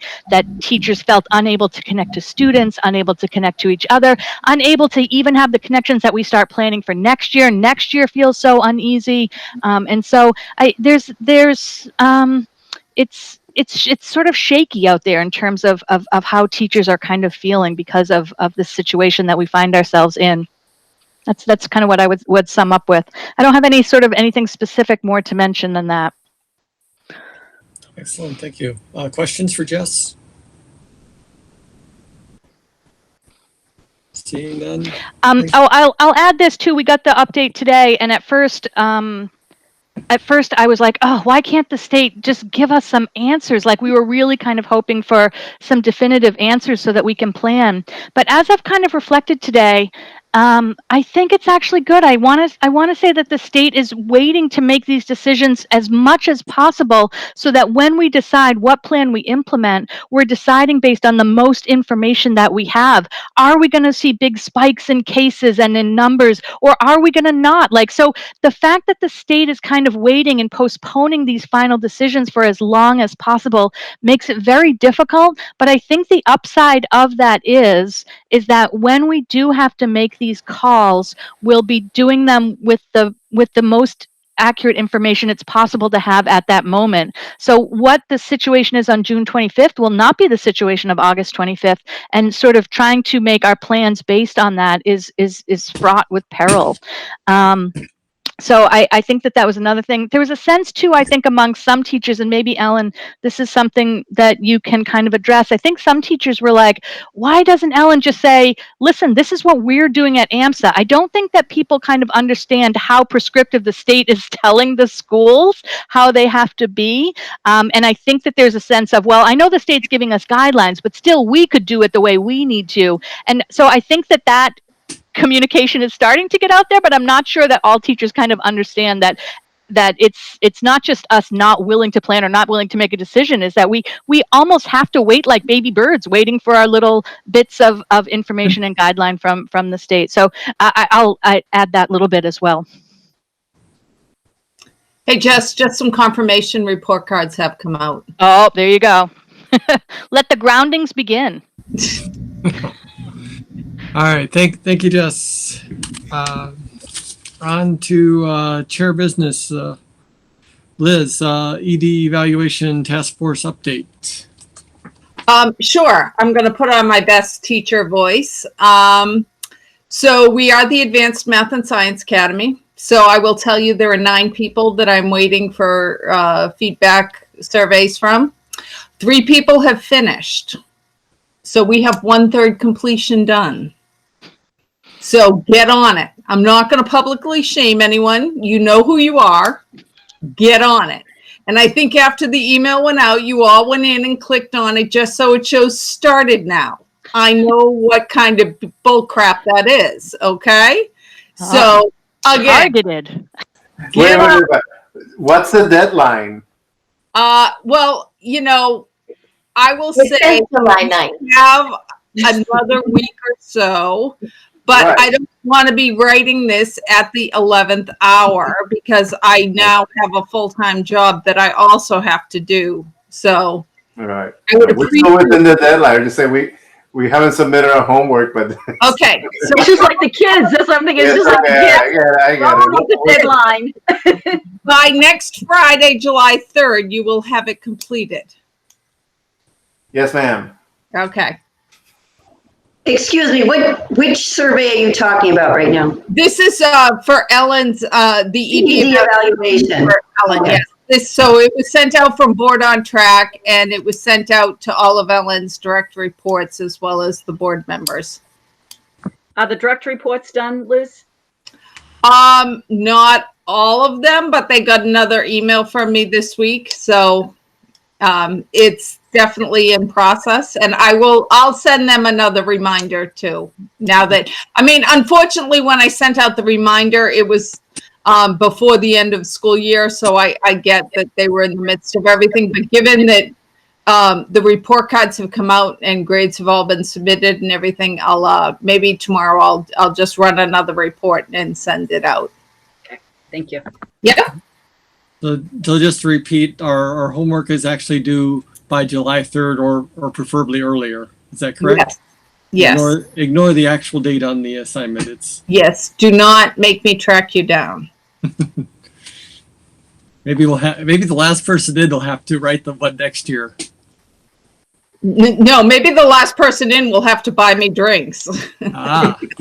Maybe both. Last person in gets an S-. You don't want any part of that business. Exactly. All right. Moving onward. Message received. Roll.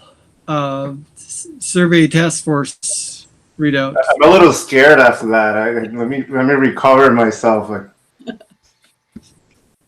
So I am going to share a presentation which I uploaded to the agenda, but I did it after the board meeting had started, so don't think you missed anything.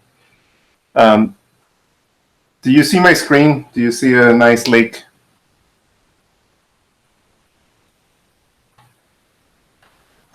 I see it. Do you see the presentation now? Yeah, I do. Sorry, I was on mute. Yes. Okay, so let me figure out how to actually see you while I do this. There you go. So let me first talk about the process, because it would be an understatement to say that this was a different year. And as you remember, when we talked last time, we were in the midst of the survey running. We did only the faculty survey, which shouldn't be called a faculty survey because it's faculty and staff survey. But more on that later. And after that ran and closed, we got the results, we got the comments, which didn't really require much cleansing, which is, if you remember, part of the process that we go through. And then we got together, we got the survey task force together last week to review a lot of that everybody had reviewed, and shared observations and try to put those observations into what I'm about to share today. So this is not my opinion. Well, some of these might be influenced by my opinion, but it is part of what the task force put together and discussed together. I do want to say that as a board, this is part of our role, this is part of our governance, but I also, when I heard Soleil earlier today talk about the movers and shakers at AMSA, I don't know if she meant us, but I hope that we can be movers and shakers at AMSA and make a difference. So part of the reason why we look at this is so we can actually make a difference on what are the issues that everybody's telling us are the issues at AMSA. So keep that in mind as we go through this. And by the way, I thought, and maybe we can check on this offline, I thought that everybody could see the full results as we get them from Panorama. I went to the website, they're not there yet. So maybe we can check on that. I don't know who's, Ellen, maybe that's for Lynn to look at, or for Mike. But they're ready. I mean, yeah. Lynn is the only one who has access to it. Right. So I thought I could refer you guys to look at it yourselves, but I guess if anybody wants to see them before they actually get put on the website, let me know, and I'll be happy to share them.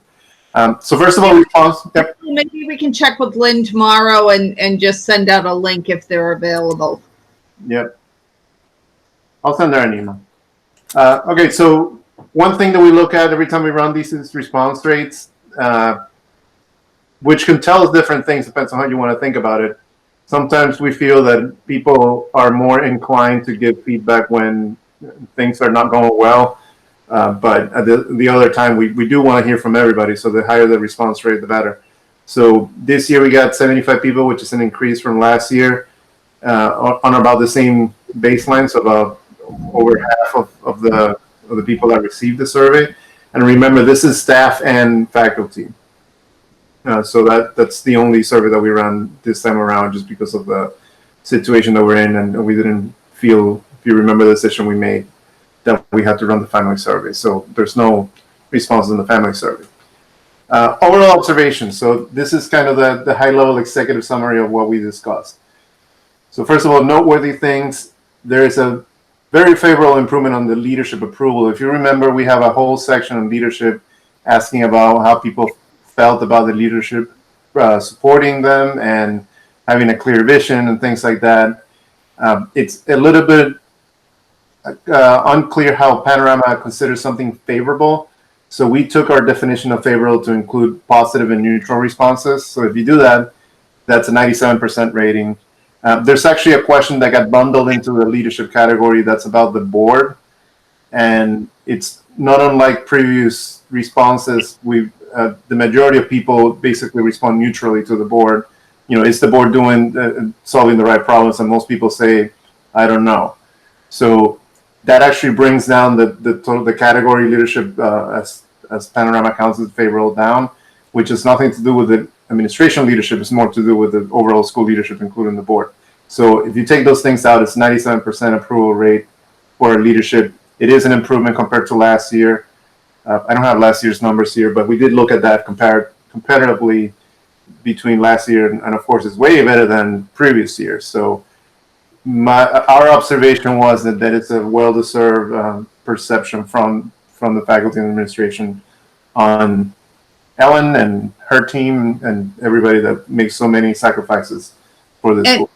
Raul, one thing of note too that we discussed around that feedback, sort of the way that it was brought down on the board side, we did discuss having the board roundtable as soon as possible in the fall, because we were scheduled to hold it in the spring and it didn't happen given the circumstances. So I do think that we do need to get in front of the faculty as early as possible in the fall and have that discussion with them. Yep.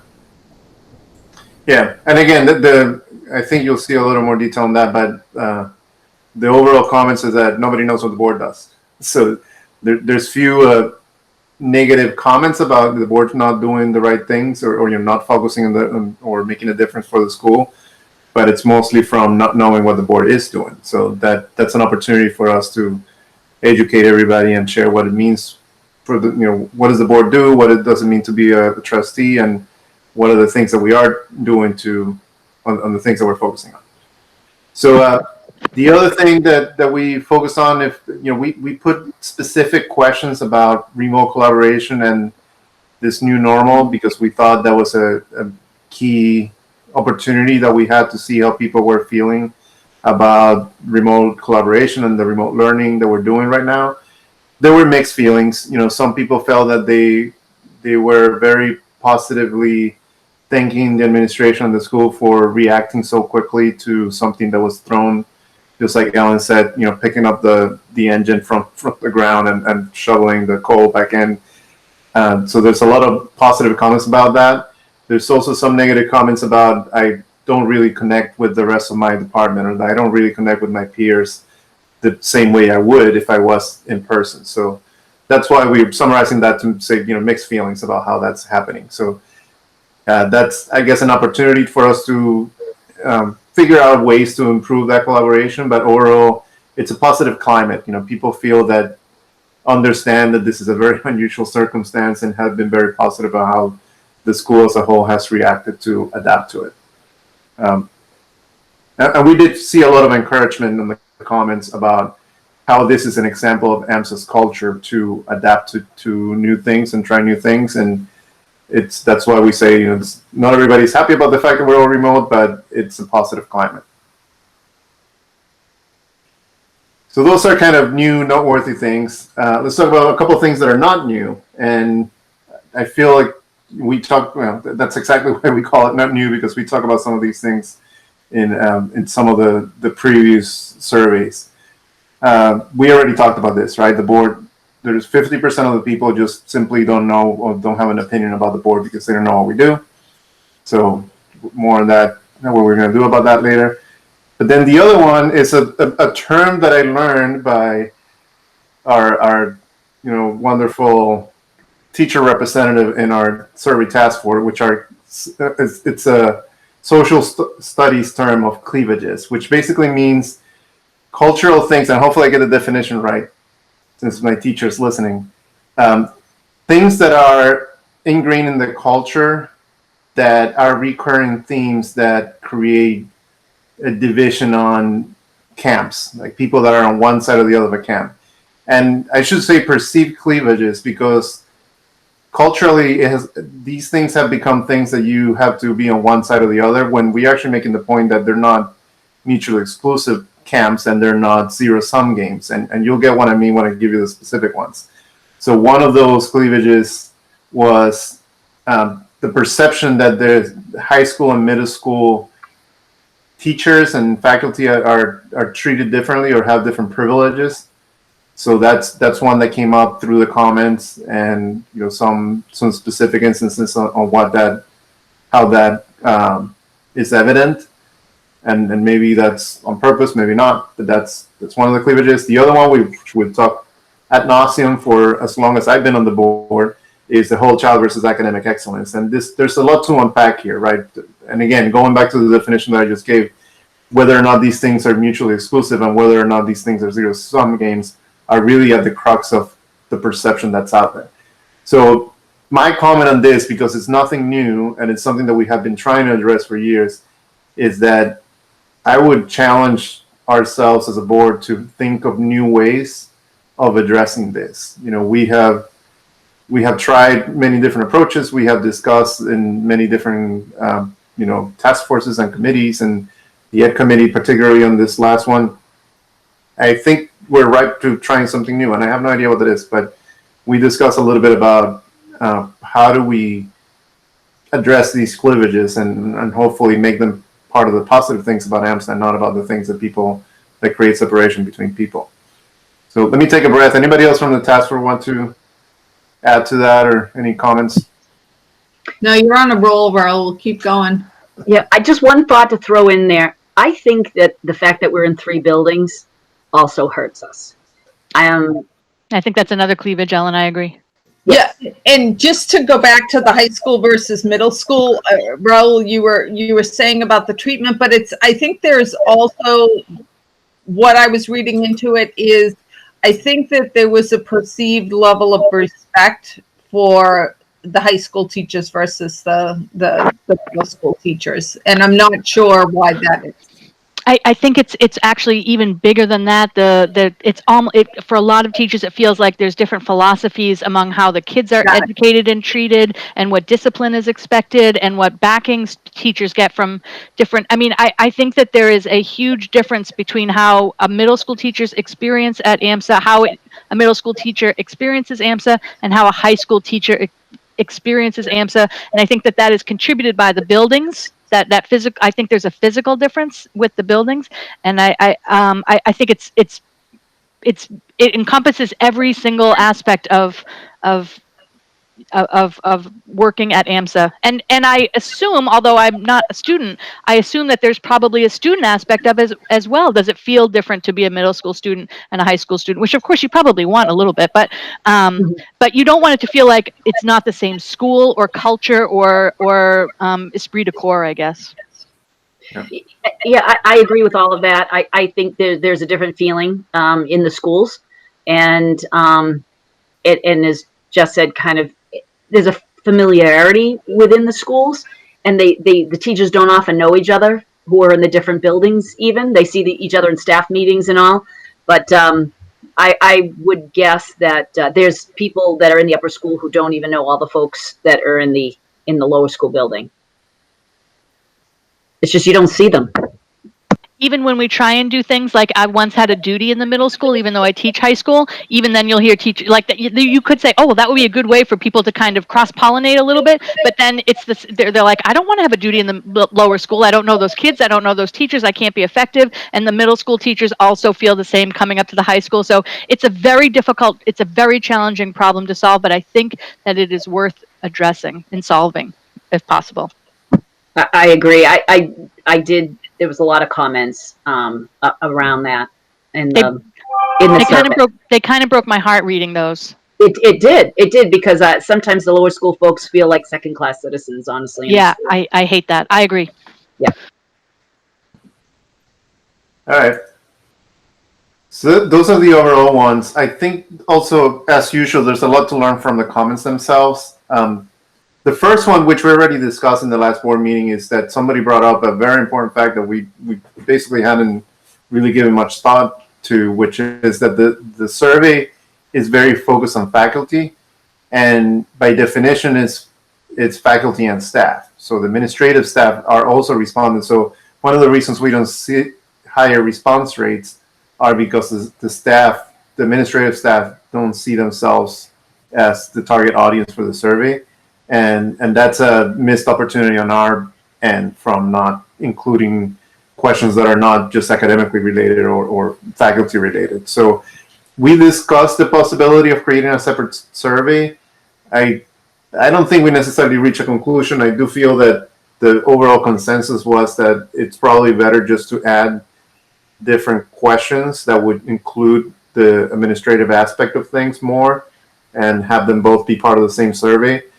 At the end of the day, I think it's effectively the same thing as creating a separate survey. People are going to respond to some questions and not other questions, but maybe that's still up for discussion. But we do want to make sure that we include administrative staff, that we want to hear from them as well as we do from faculty. So I don't know if there's any discussion at this point that we need to have to make a decision, but we have time till the next time we run a survey. Yeah. Well, I'd say hold on the discussion. Let's move forward, and then look for the task force to make a recommendation that we could discuss at a future date. Right. So we picked from the rest of the comments. We picked 3 things, and we try to do this, and we weren't that necessarily thorough on doing this with every single comment. But for most comments, we kind of picked a category of what the comment was about, and whether it was a positive or negative comment or a suggestion. Which, by the way, we're trying to encourage people to include suggestions in their comments, not just calling things out, but also proposing anything that they think could be done. So on the number one, which is not surprising, the number one category of comments is academics, and more specifically about the methodology that we follow and how do we do things, and the student attitude, how to deal with different attitudes, respect from students.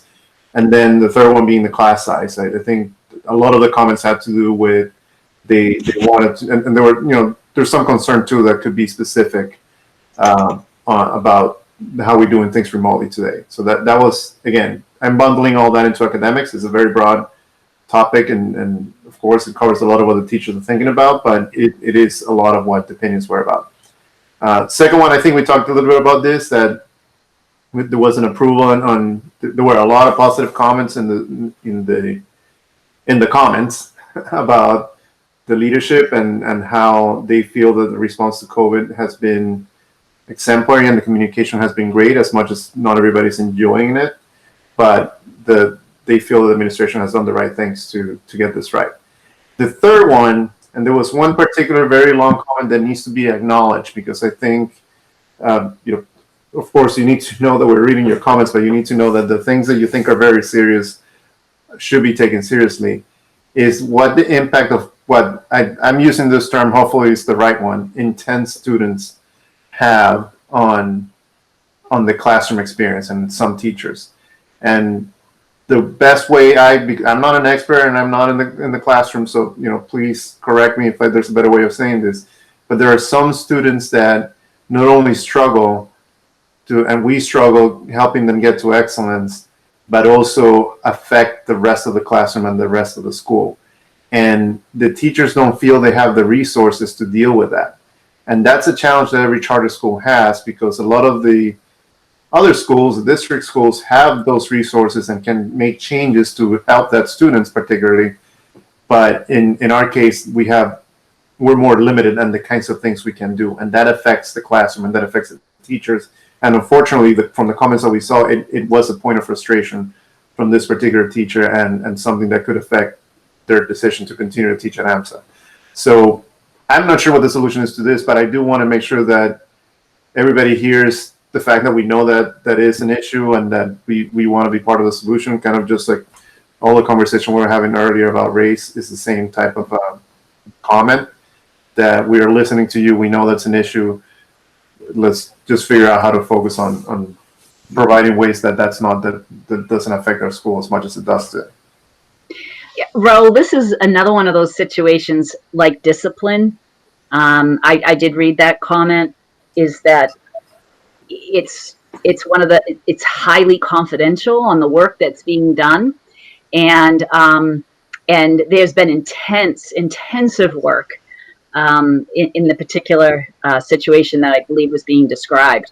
But because of student rights and confidentiality, privacy, that it really puts us in a position that we can't fully explain what's being done, and that leaves people feeling that nothing is being done, and yet that the hours and hours that are being invested into the situation are certainly there by a team of people, but it's complicated and there's a lot of legal factors. So it's definitely one of those situations that leaves us kind of standing there wishing that we could give the whole story, and you're just sometimes not able to. Yeah, and Ellen, I would say that, and we had this discussion obviously with the group this week, that there are going to be times where we're not we, but you can't tell them what discipline is taking place, but as long as they know something is taking place, that's not often enough, Liz. It's in a situation like this, it's not often enough.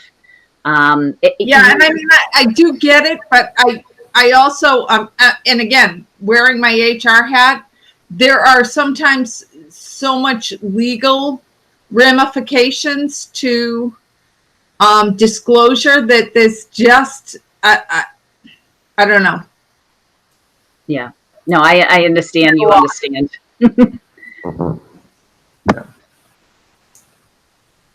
All right. Well, it's not a simple problem. I do want to make another comment on the comments, which is I think Ellen brought this up in her ED report, that there were as many comments saying that they love the approach of collaboration and working together to solve problems and all that. There were as many of those comments as there were comments saying we're being too collaborative to just tell us what to do. That's what leadership's supposed to be about. So it is cleavages. It's one of the cleavages. I agree. So that's it's. I mean, of course, we know that we cannot make everybody happy, but I think finding the right balance of yes, being collaborative versus authoritative is part of the challenge. But I do think that we have created a culture, and Ellen said in her focus areas that trust is important, and one of the ways you gain trust is by making sure everybody's part of the solution, not just part of the problem. So we'll continue to keep an eye on that balance, but that just gives you an example of how you can hear comments on both sides of the fence. Since we said, and this was a great idea that came from the task force, since we said that we want to hear more suggestions, we went through the comments and tried to pick a couple just to share what suggestions were made. Some of this had to do with the collaboration. So again, going back to the comments about remote learning and the approaches that have been done and how that impacts collaboration within colleagues. Somebody was suggesting more collaboration between departments. There was also a comment about ethics and developmental psychology classes that they could take, and the suggestion to develop a plan to serve the students based on those topics. And then the third one we picked, which is something that we have already talked about, but very timely, is deeper sensitivity training around diversity and all the things we were talking about earlier today. So I think, I don't want to make any commitments, but I think we are taking at least some version of these suggestions into consideration and moving forward. So I don't want to speak for the administration, but I definitely think these are good ideas and things that are, in one way or another, we are doing or planning to do. The suggested focus areas, I left this purposely short because I know Ellen already covered this in her report. But like I said, since the cleavages are something that's a recurring theme that we need to be addressing, I want to challenge ourselves to find new approaches to addressing them. And I have no idea what those new approaches are, but hopefully we can find a way to, as a board, come up with new ideas and new ways of, I don't want to say solving them, because there will continue to be both sides of the arguments, but at the very least making progress towards finding the middle ground and showing that a lot of those things that look like zero-sum games are not zero-sum games. So again, it's more of a challenge than a specific suggestion. And then the second one Liz already talked about, which is moving that faculty roundtable at the beginning of the school year to talk more about the board and what we do. Sorry, didn't mean to steal your thunder. No, it's okay, but that's again, one of the reasons we included this, we wanted to make sure that not only are we sharing the results, but we're also sharing what we're doing about the result. And since I'm out of time, because I'm looking at my timekeeper saying that, the other thing we included this, and you guys can look at this in more detail once we get the full results out, the specific questions about remote learning. There's a lot of this is interesting, but no surprises here. What are students talking about in this pandemic? The majority, 42% we're talking about distance learning as being a topic, of course. And then barriers to effectively working from home. We didn't see anything, it's actually good that nothing specific came up as being a barrier. But some people make comments about something else, meaning time. Like they have a hard time finding the time to do what this new approach, because they have challenges at home. They have to work with, you see childcare being another one of those big bars there, managing and balancing things out at home. So teachers are saying one of the barriers to doing things remotely is time. So I'm speaking for myself and my own job. It is a challenge. Now I don't have a break every day and back-to-back calls every day. I'm pretty sure it's the same for teachers. So I can relate to that. And again, respect, diversity, and mission. 3 questions that may not seem related, but I do think they really are, which is how are we accomplishing our mission? This is the one place where we compare them to each other. We had an improvement on the question about the mission. We don't say, are we achieving our mission? We actually spell out the mission and asking people to see how much they feel AMSA is doing that. There was an improvement on that one, particularly in favorable responses. But there's also, I guess, mixed results on trust and diversity type of comments. So, which is understandable based on recent conversations and recent events, nationally, not just at the school. So I'll leave it at that. Anybody else from the task force wanting to share any other observations or anything that I didn't cover? One thing occurred to me, Raul, while you were presenting is that one thing, the board doesn't have a lot with operations, but one thing that the board does have a way to move the needle on things is facilities, and to sort of always remember that facilities colors everything else. Like the idea that there are cleavages between a high school and a middle school is partly it's partly a facilities issue. I don't think if we waved a magic wand and we're instantly in one building, we would fix everything. But I think it's important as a board for us to always remember how much our physical space conditions the culture that we have at AMSA, and that is something that the board has direct control about.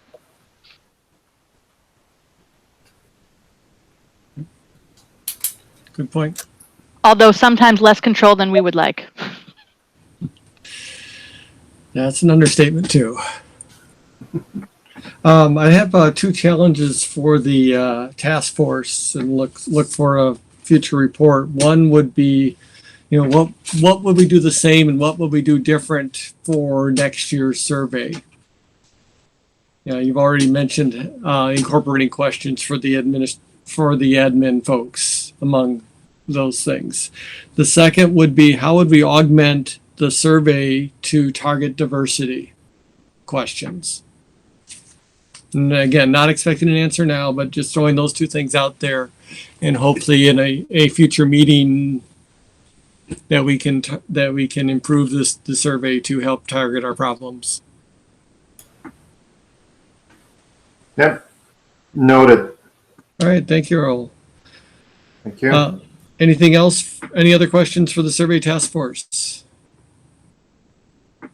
Thank you very much for all the hard work in putting that together. Reviewing the action items from the May board meeting, we still have the governance investment policy. We'll send that back to governance. Again, governance is focused on the bylaws, so I'll leave that to Jill and Kristen and Liana to work out. It's not a rush. I'd like to improve it. We already had the question regarding communication. I think that's under control. This is action item 2, and action item number 3 has been on hold. I will continue to keep that an open action item to work with Ben and Somini in regards to metrics. Other action items that were carried over from previous meeting.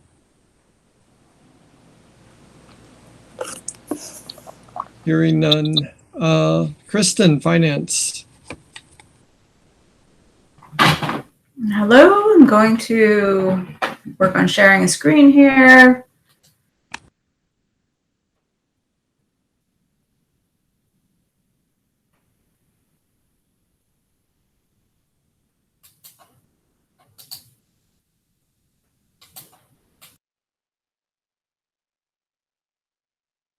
Someone can remind me. Here it is, present now. Sorry.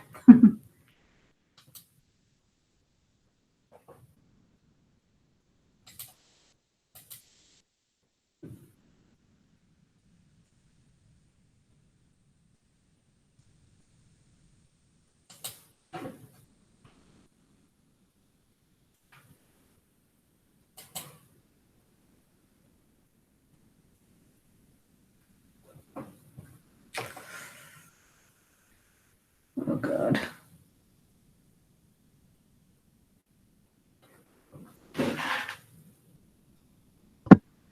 Kristen, when you hit present now, it says your entire screen, a window, or a Chrome tab.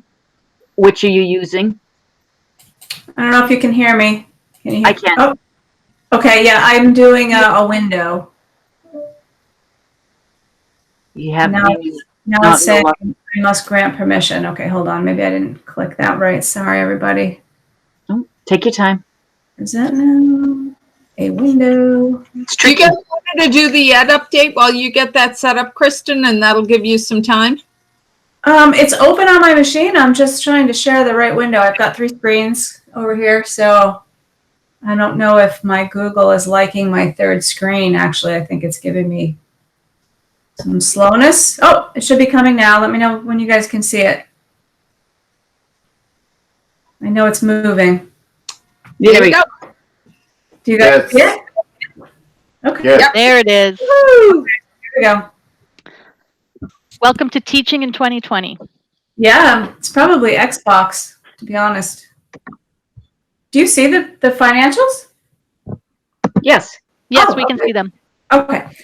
So for the financials for May, again, you know, we're operating under COVID, so expenses and revenues are different from as expected this year, this month. Tuition, one of the constants is still coming in the door, which is the beautiful thing about school budgets, I guess. $1.1 million versus 1.2 in the budget is a shortfall of 71,000. You know, we received the update a few months back, so we're continuing to see that shortfall. Pretty much all the other monies that were expected to come in during the period have been short. It's expected, you know, annual giving is down, food service doesn't exist, there's no school student programs. So the total income is off by about $100,000. But the expense and the spending is off equitably or more as well, with student programs and food and all of that happening. There were also a number of refunds that went out the door this month to cover student programs, buses, and some of the other funds. Leanna did a cleanup sweep and took care of that this month, so she was pretty busy. And the expenses to really note, I think the most important one, you know, as we're talking about faculty and COVID, is that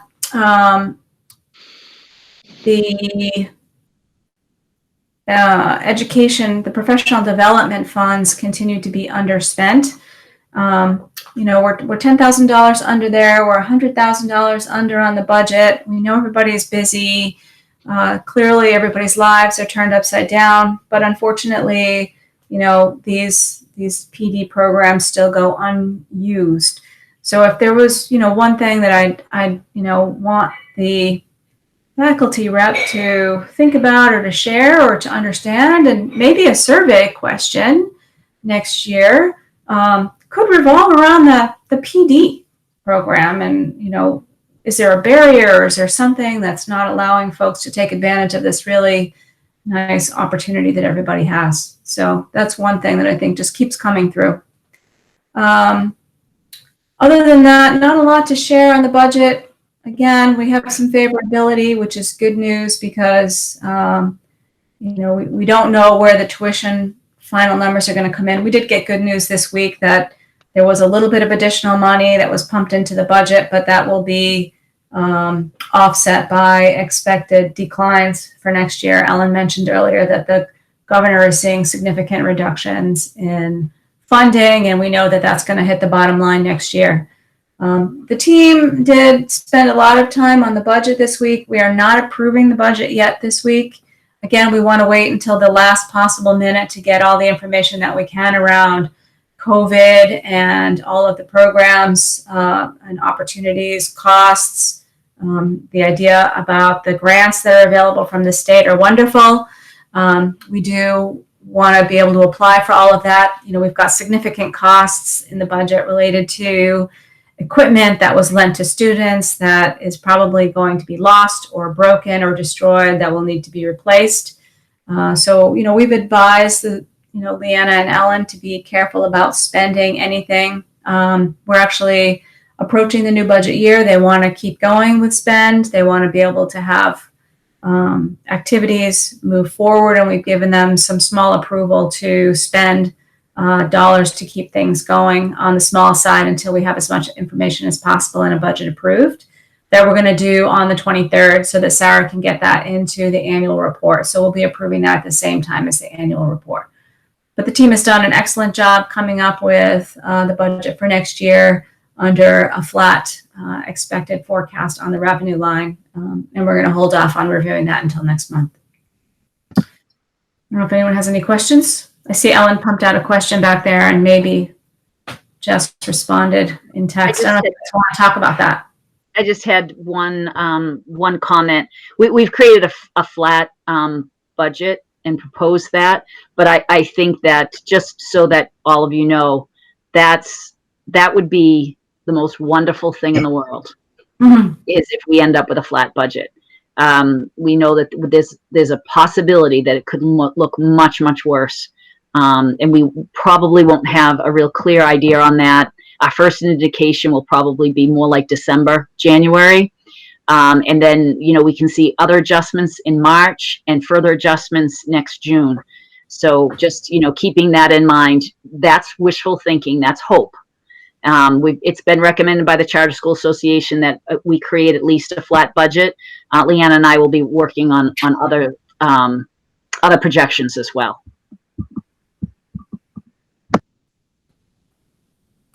Yeah, good point. Thanks, Ellen. And I want to put forward, Ellen commented in her program about pennies, you know, watching the pennies, and Ellen and Leanna do an excellent job watching every dollar and every penny that goes through the business. So there's no stone left unturned with all the work that they're doing.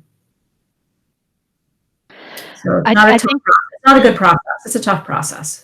I think in terms of PD, and I put this in the chat, that I think teachers, if you're not going to use it, it's fair to say, let us know, you know, use it by this date or we're taking the money, but not take it away from them at the front. And I think like right now, a lot of teachers, this is how I'm feeling. I don't know how I want to spend my PD dollars because I don't know what I'm facing in the fall. Am I going to need to spend my summer going to a workshop on Zoom or a workshop on teaching only 3 kids at a time, or how? I don't know what I'm doing. So I think that uneasiness about the whole year has made people very uneasy to sort of allocate their PD dollars. I'm guessing that that's part of the problem. But this is a problem that we've had for a little while. It's not just a COVID year. So maybe reworking this idea of PD money, not taking maybe instead of saying less, just make it easier to sort of, if it doesn't get spent, take it back. Do you know what I mean? I don't know if that makes sense. Yeah. Again, from a budgeting perspective, I mean, if the money's not spent, then the money is back in the budget, right? I mean, it's more, you know, this is more of a benefit to the teachers that, you know, it's like your vacation time, right? In my world, if people don't take their vacation time, it's the equivalent of not taking their PD.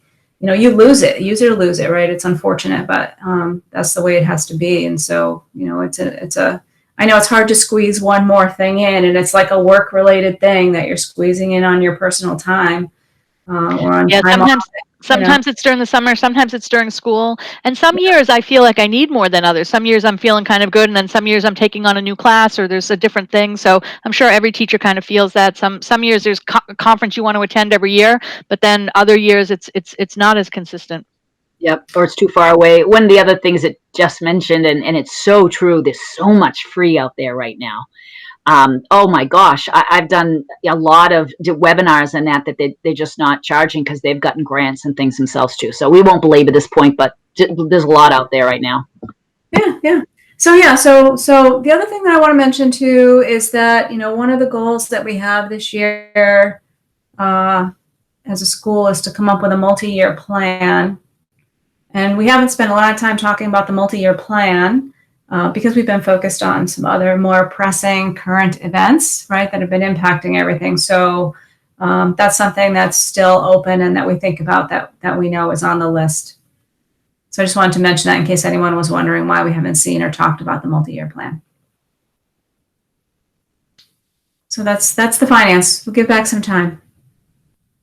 It'll be a big one next month, by the way, Roger. So we'll need extra time, right, to talk about the budget.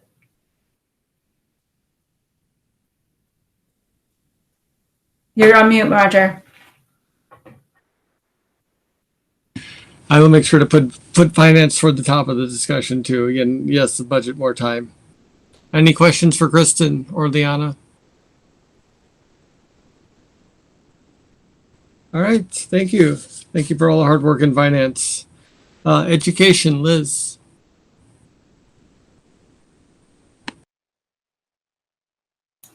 You're mute. Sorry, that was the best part. I'm not repeating it. No, I do just want to, the Education Committee would like to thank all the teachers, administration, and staff for everything they did this year to keep the focus on education, and especially in the last few months since March. We know that that's been an incredibly trying time. So we did just want to thank everyone. And so this past month, Dr. Lewis actually came in to give us an overview of the program of studies for the history department.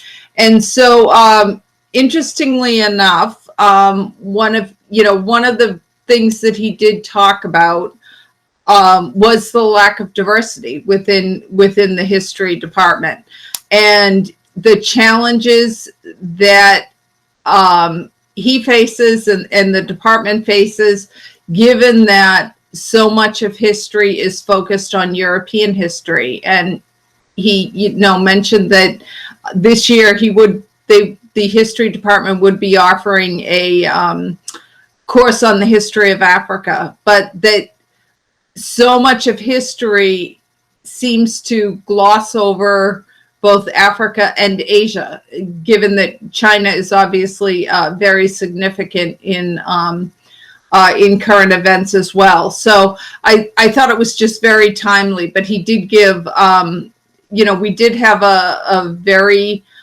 fruitful discussion. I did pass along some recommendations to him just because I recently got some literature recommendations from a friend of mine who happens to be Kenyan, and she happens to be an author, and she studied here in the United States. So she gave me quite a list of literature for students potentially. So I did pass that along in case Dr. Lewis or and I'm sorry, I don't know the.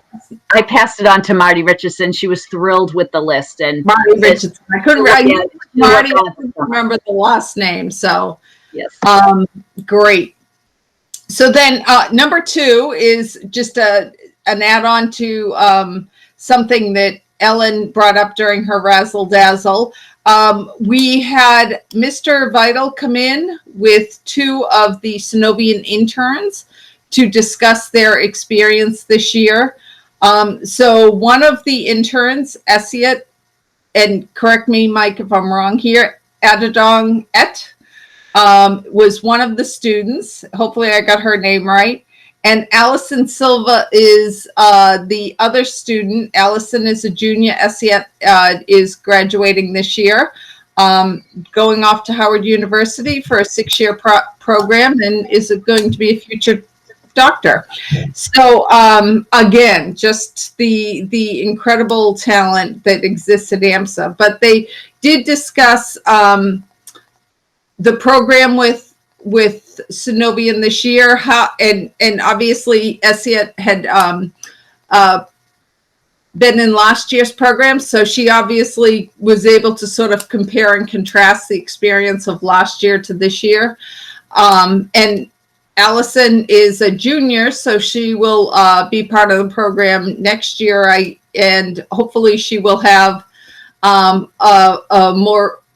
fuller, more richer experience without having to do it remotely. So, but I think overall, we got a chance to see how well the students were able to adapt to the changes and pivot. And they still had just a phenomenal experience. And once you see the video that Ellen wasn't able to show us, they also received a $2,500 scholarship for the work that they did with Synovian. So it's obviously something that is very significant. It's an unpaid internship, but the $2,500 at the end really is a generous contribution on the part of Synovian. But I do think, just based on listening to what Synovian had to say, I watched the video the next day because I think it was the next day that they actually were paying tribute to the students. But I think that Synovian is getting almost as much out of this as what our students are getting out. So I think that it's truly one of those win-win situations. But I do think it's a tremendous opportunity. And I think both students touched upon this, that they really are learning what the corporate world is like. It's really their first foray into the corporate world and seeing what it's like to operate as a team and really work together towards goals and so forth. So I do think it was just overall just an incredible experience. And I don't think we can give enough thanks and praise to Mr. Vital for the work that he does going out within the community to try to find these opportunities. So I do just want to say a big thank you to Mr. Vital. And then also, Mr. Naraki got off the hook because as a result of the presentation, we actually got another senior to be a representative on the education committee. Allison expressed an interest in being a volunteer for next year. So we will only need to look for maybe a junior volunteer to join the education committee for next year.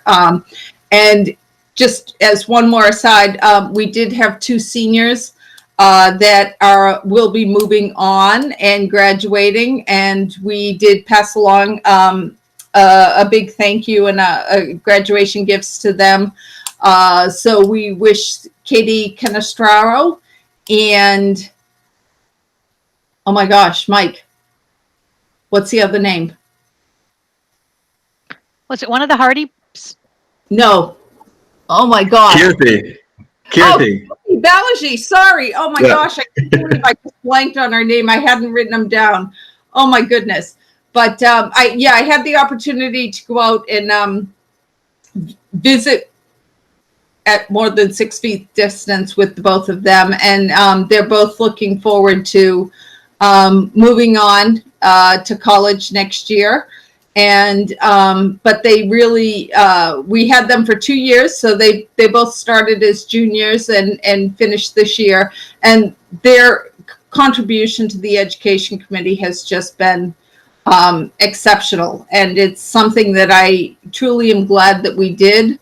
And I look forward to meeting more students along the way. Every year we're going to bring in at least 1 junior and 1 senior, and then depending on how it works out. So next year we will have 2 seniors representing the students on the education committee, and hopefully we will add a junior as well. Liz, did Ali Silva officially commit? I know we tried to convince her and recruit her right there that night. I will double back with her and make sure. But I'm assuming I took her. Yeah. She's very positive that night. But I will Yeah, make sure she's on board. I think she enjoyed that meeting. I do think the Ed Committee's really finding its footing this year. The past couple of meetings have really been great. Yep. And then, and just as an aside, we typically take July off, but given everything going on with, figuring out what back to school is going to look like, we are going to hold a meeting for July just to focus on whether or not, the whole back to school for the fall is ready to go. So we will have a short meeting in July, and then we'll meet again in August. Liz, I have a question. Yes. Just to go over what you were saying, the $2,500 scholarship did each student receive that, or that was the amount they each received? And Mike, correct me if I'm wrong, each student receives a $2,500 scholarship. Yep. And the other question was, I got Katie Canestraro, but who was the other student? I couldn't quite hear that. Oh, Kirthi Balaji. Yeah, it's Keerthi, and the last name is Balaji. I believe, yeah. Thank you for repeating that. That's good. Questions for Liz or the Education Committee in general? Seeing none, well, thank you, and I think it's great that all the work that Mike Vital has done and getting the scholarships, and I think it's just fantastic. Absolutely, yep. All right. Next up, Development Committee, Ben. So we didn't meet this month, but we set all the Cindy helped me to set the schedule for the rest of the year. So we got that up in this era. So we meet again here coming in July. So not too much to upgrade today. All right. And finally, governance. I think we've covered most of what was discussed in governance with Jill. Yes, the primary goal was to get those bylaws approved. So we did spend a lot of time on that. We have a couple of upcoming things. The first of which is that the board is going to develop its culture and diversity policy. So we're going to put that first thing on the agenda on July. So if anyone wants to attend, we'll make that the first thing we do. And then hopefully, if I get a chance to meet with Krista, we'll do the investment policy too. The other thing that we need to do, and I think we just need to discuss maybe procedurally how we do it, is the governance committee, or at least me as secretary, needs to review the executive session minutes that have not been released. So I'll meet with Sarah to get any of those. But we can redact. So if there's an executive session where you've got topic A and topic B, and topic A is no longer under the purview of one of the exceptions that puts you in executive session, it needs to be released. And so we could redact the subject that is still subject to. Yeah, I can meet with you offline and we can figure out how to do that. Okay. I've seen a couple options. One is to just create separate minutes for each topic, and that way we can split, or we can do a redaction. But Jill, set up some time with me and we can figure out how to review the executive session minutes and release the appropriate ones. Sounds good. Yeah. And then the other thing is that there might be some that we're not sure if we should release, and we'll go into executive session and possibly discuss. So we're going to have some, executive session minutes coming up that we need to figure out what we do with. So for most of those, I think some of them may go to discussion with governance, but a lot of those you and I can, as chair and secretary, we can make a decision. And if there's questions, we can then defer to governance if we can't make a decision ourselves. Okay. And then the actual announcement of all of the minutes that are released do need to be in a full regular board session. So that would just be That would just be a list. posting. Yeah. That would just be a note in the meeting. Got it. That would be just come out of as part of the governance session. You would just say a one-liner in our meeting notes. Right. I'm just trying to make sure that we do this efficiently as possible. So that's great. Yes. And then Would those then be on the website? No. they're just They're just- released so that if someone did a public records request, they would be subject Available. to that, and they could see the executive session minutes that are no longer under the purview of there's like 9 purposes of going into executive session. So they would just be discoverable, I guess you'd call it. Yeah. And then you guys did a great job on the self-assessment. So unlike Liz's ed evaluation, everyone did the self-assessment. It was the first time there was full participation. And we did have the best overall score to date, that being only this was the 3rd one. However, Board on Track wasn't very helpful with creating a report, and I did not do it on my own. So I don't have a summary of the self-assessment, but just know everyone did it, and you guys I'm very thankful. So I hopefully Just can get because you asked nicely. Oh, that's what it was.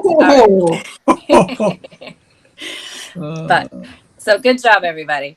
I also sent everyone the link to the diversity webinar that actually Ellen, I think, originally sent out to me or to everybody. And so I attended because it's specific to governance and the board and diversity and equity issues. So I sent everyone the link to listen to it and the actual slides to go along with it if you're interested.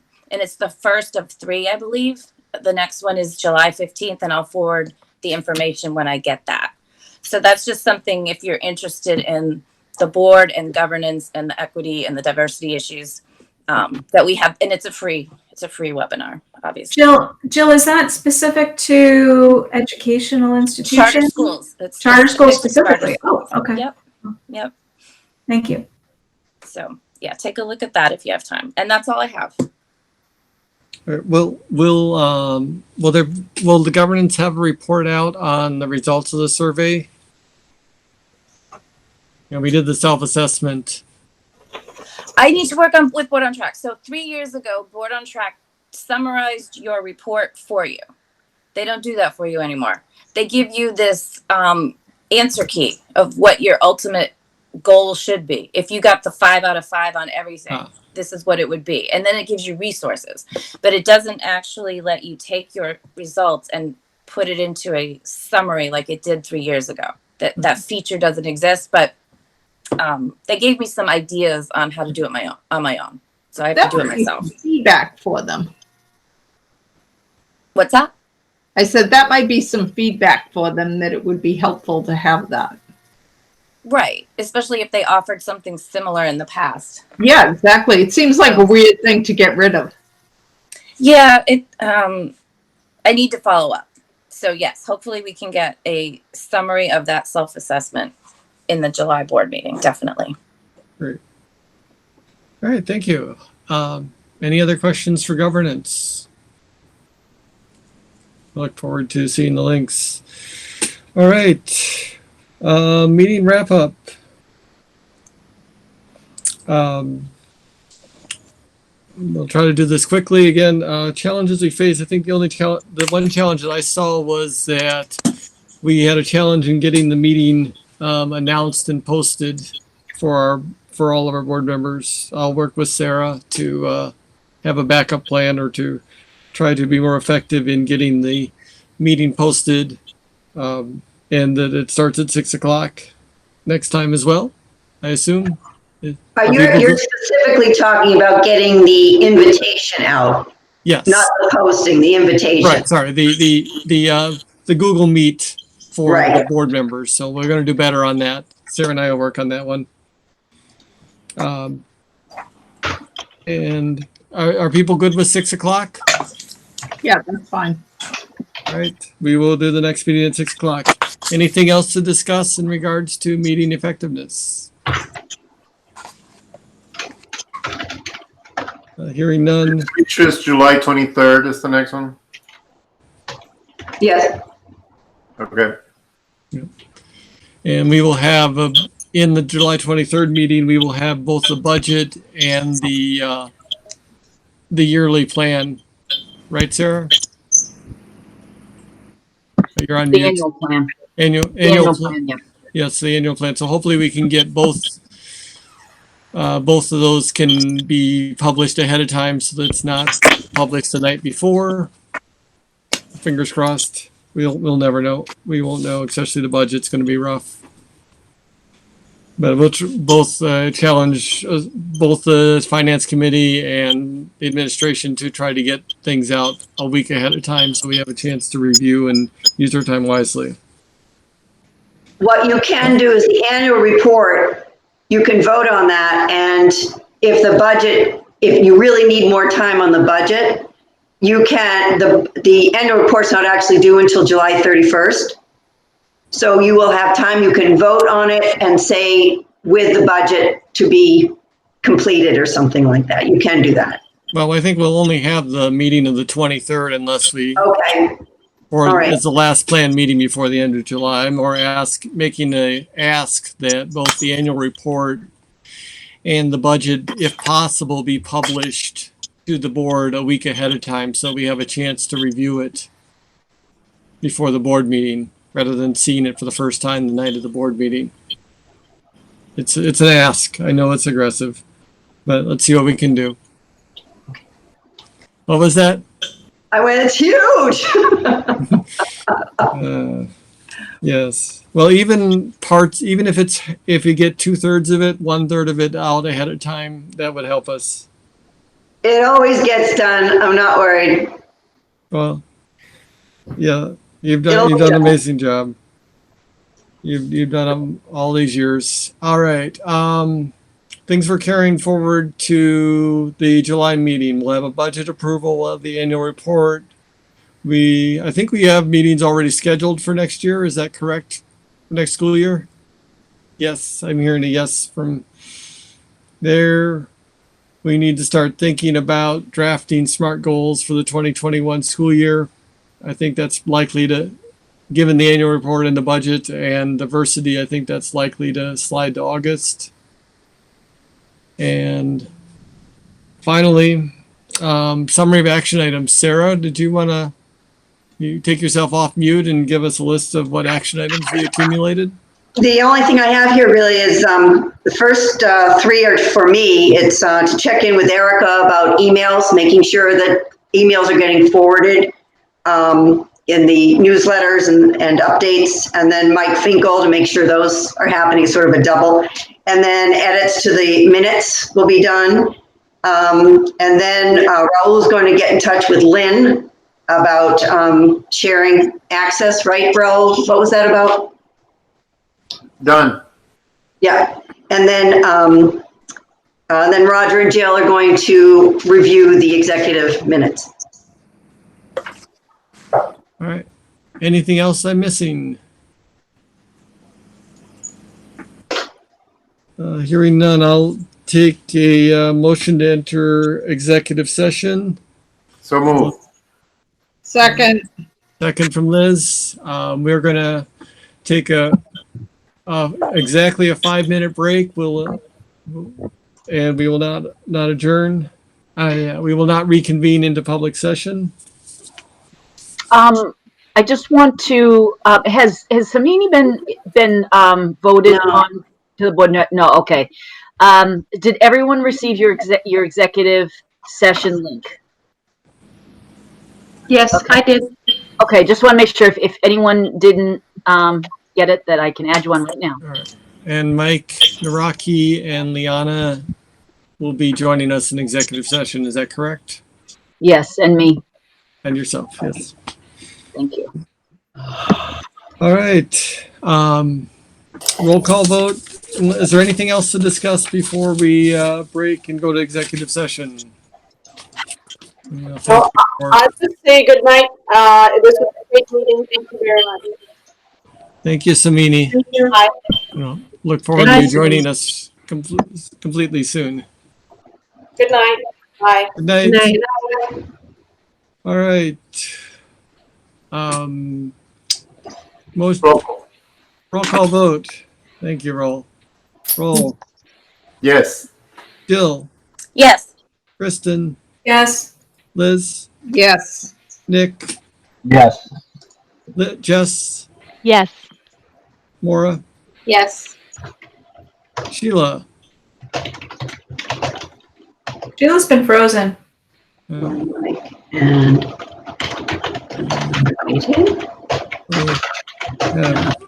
Onward. Ben, Yes. Cindy, Yes. and Roger. Yes. So we have a no vote from Sheila, but everybody else said yes. Motion passes. See you at 9:38 in executive session. And thank you for your time.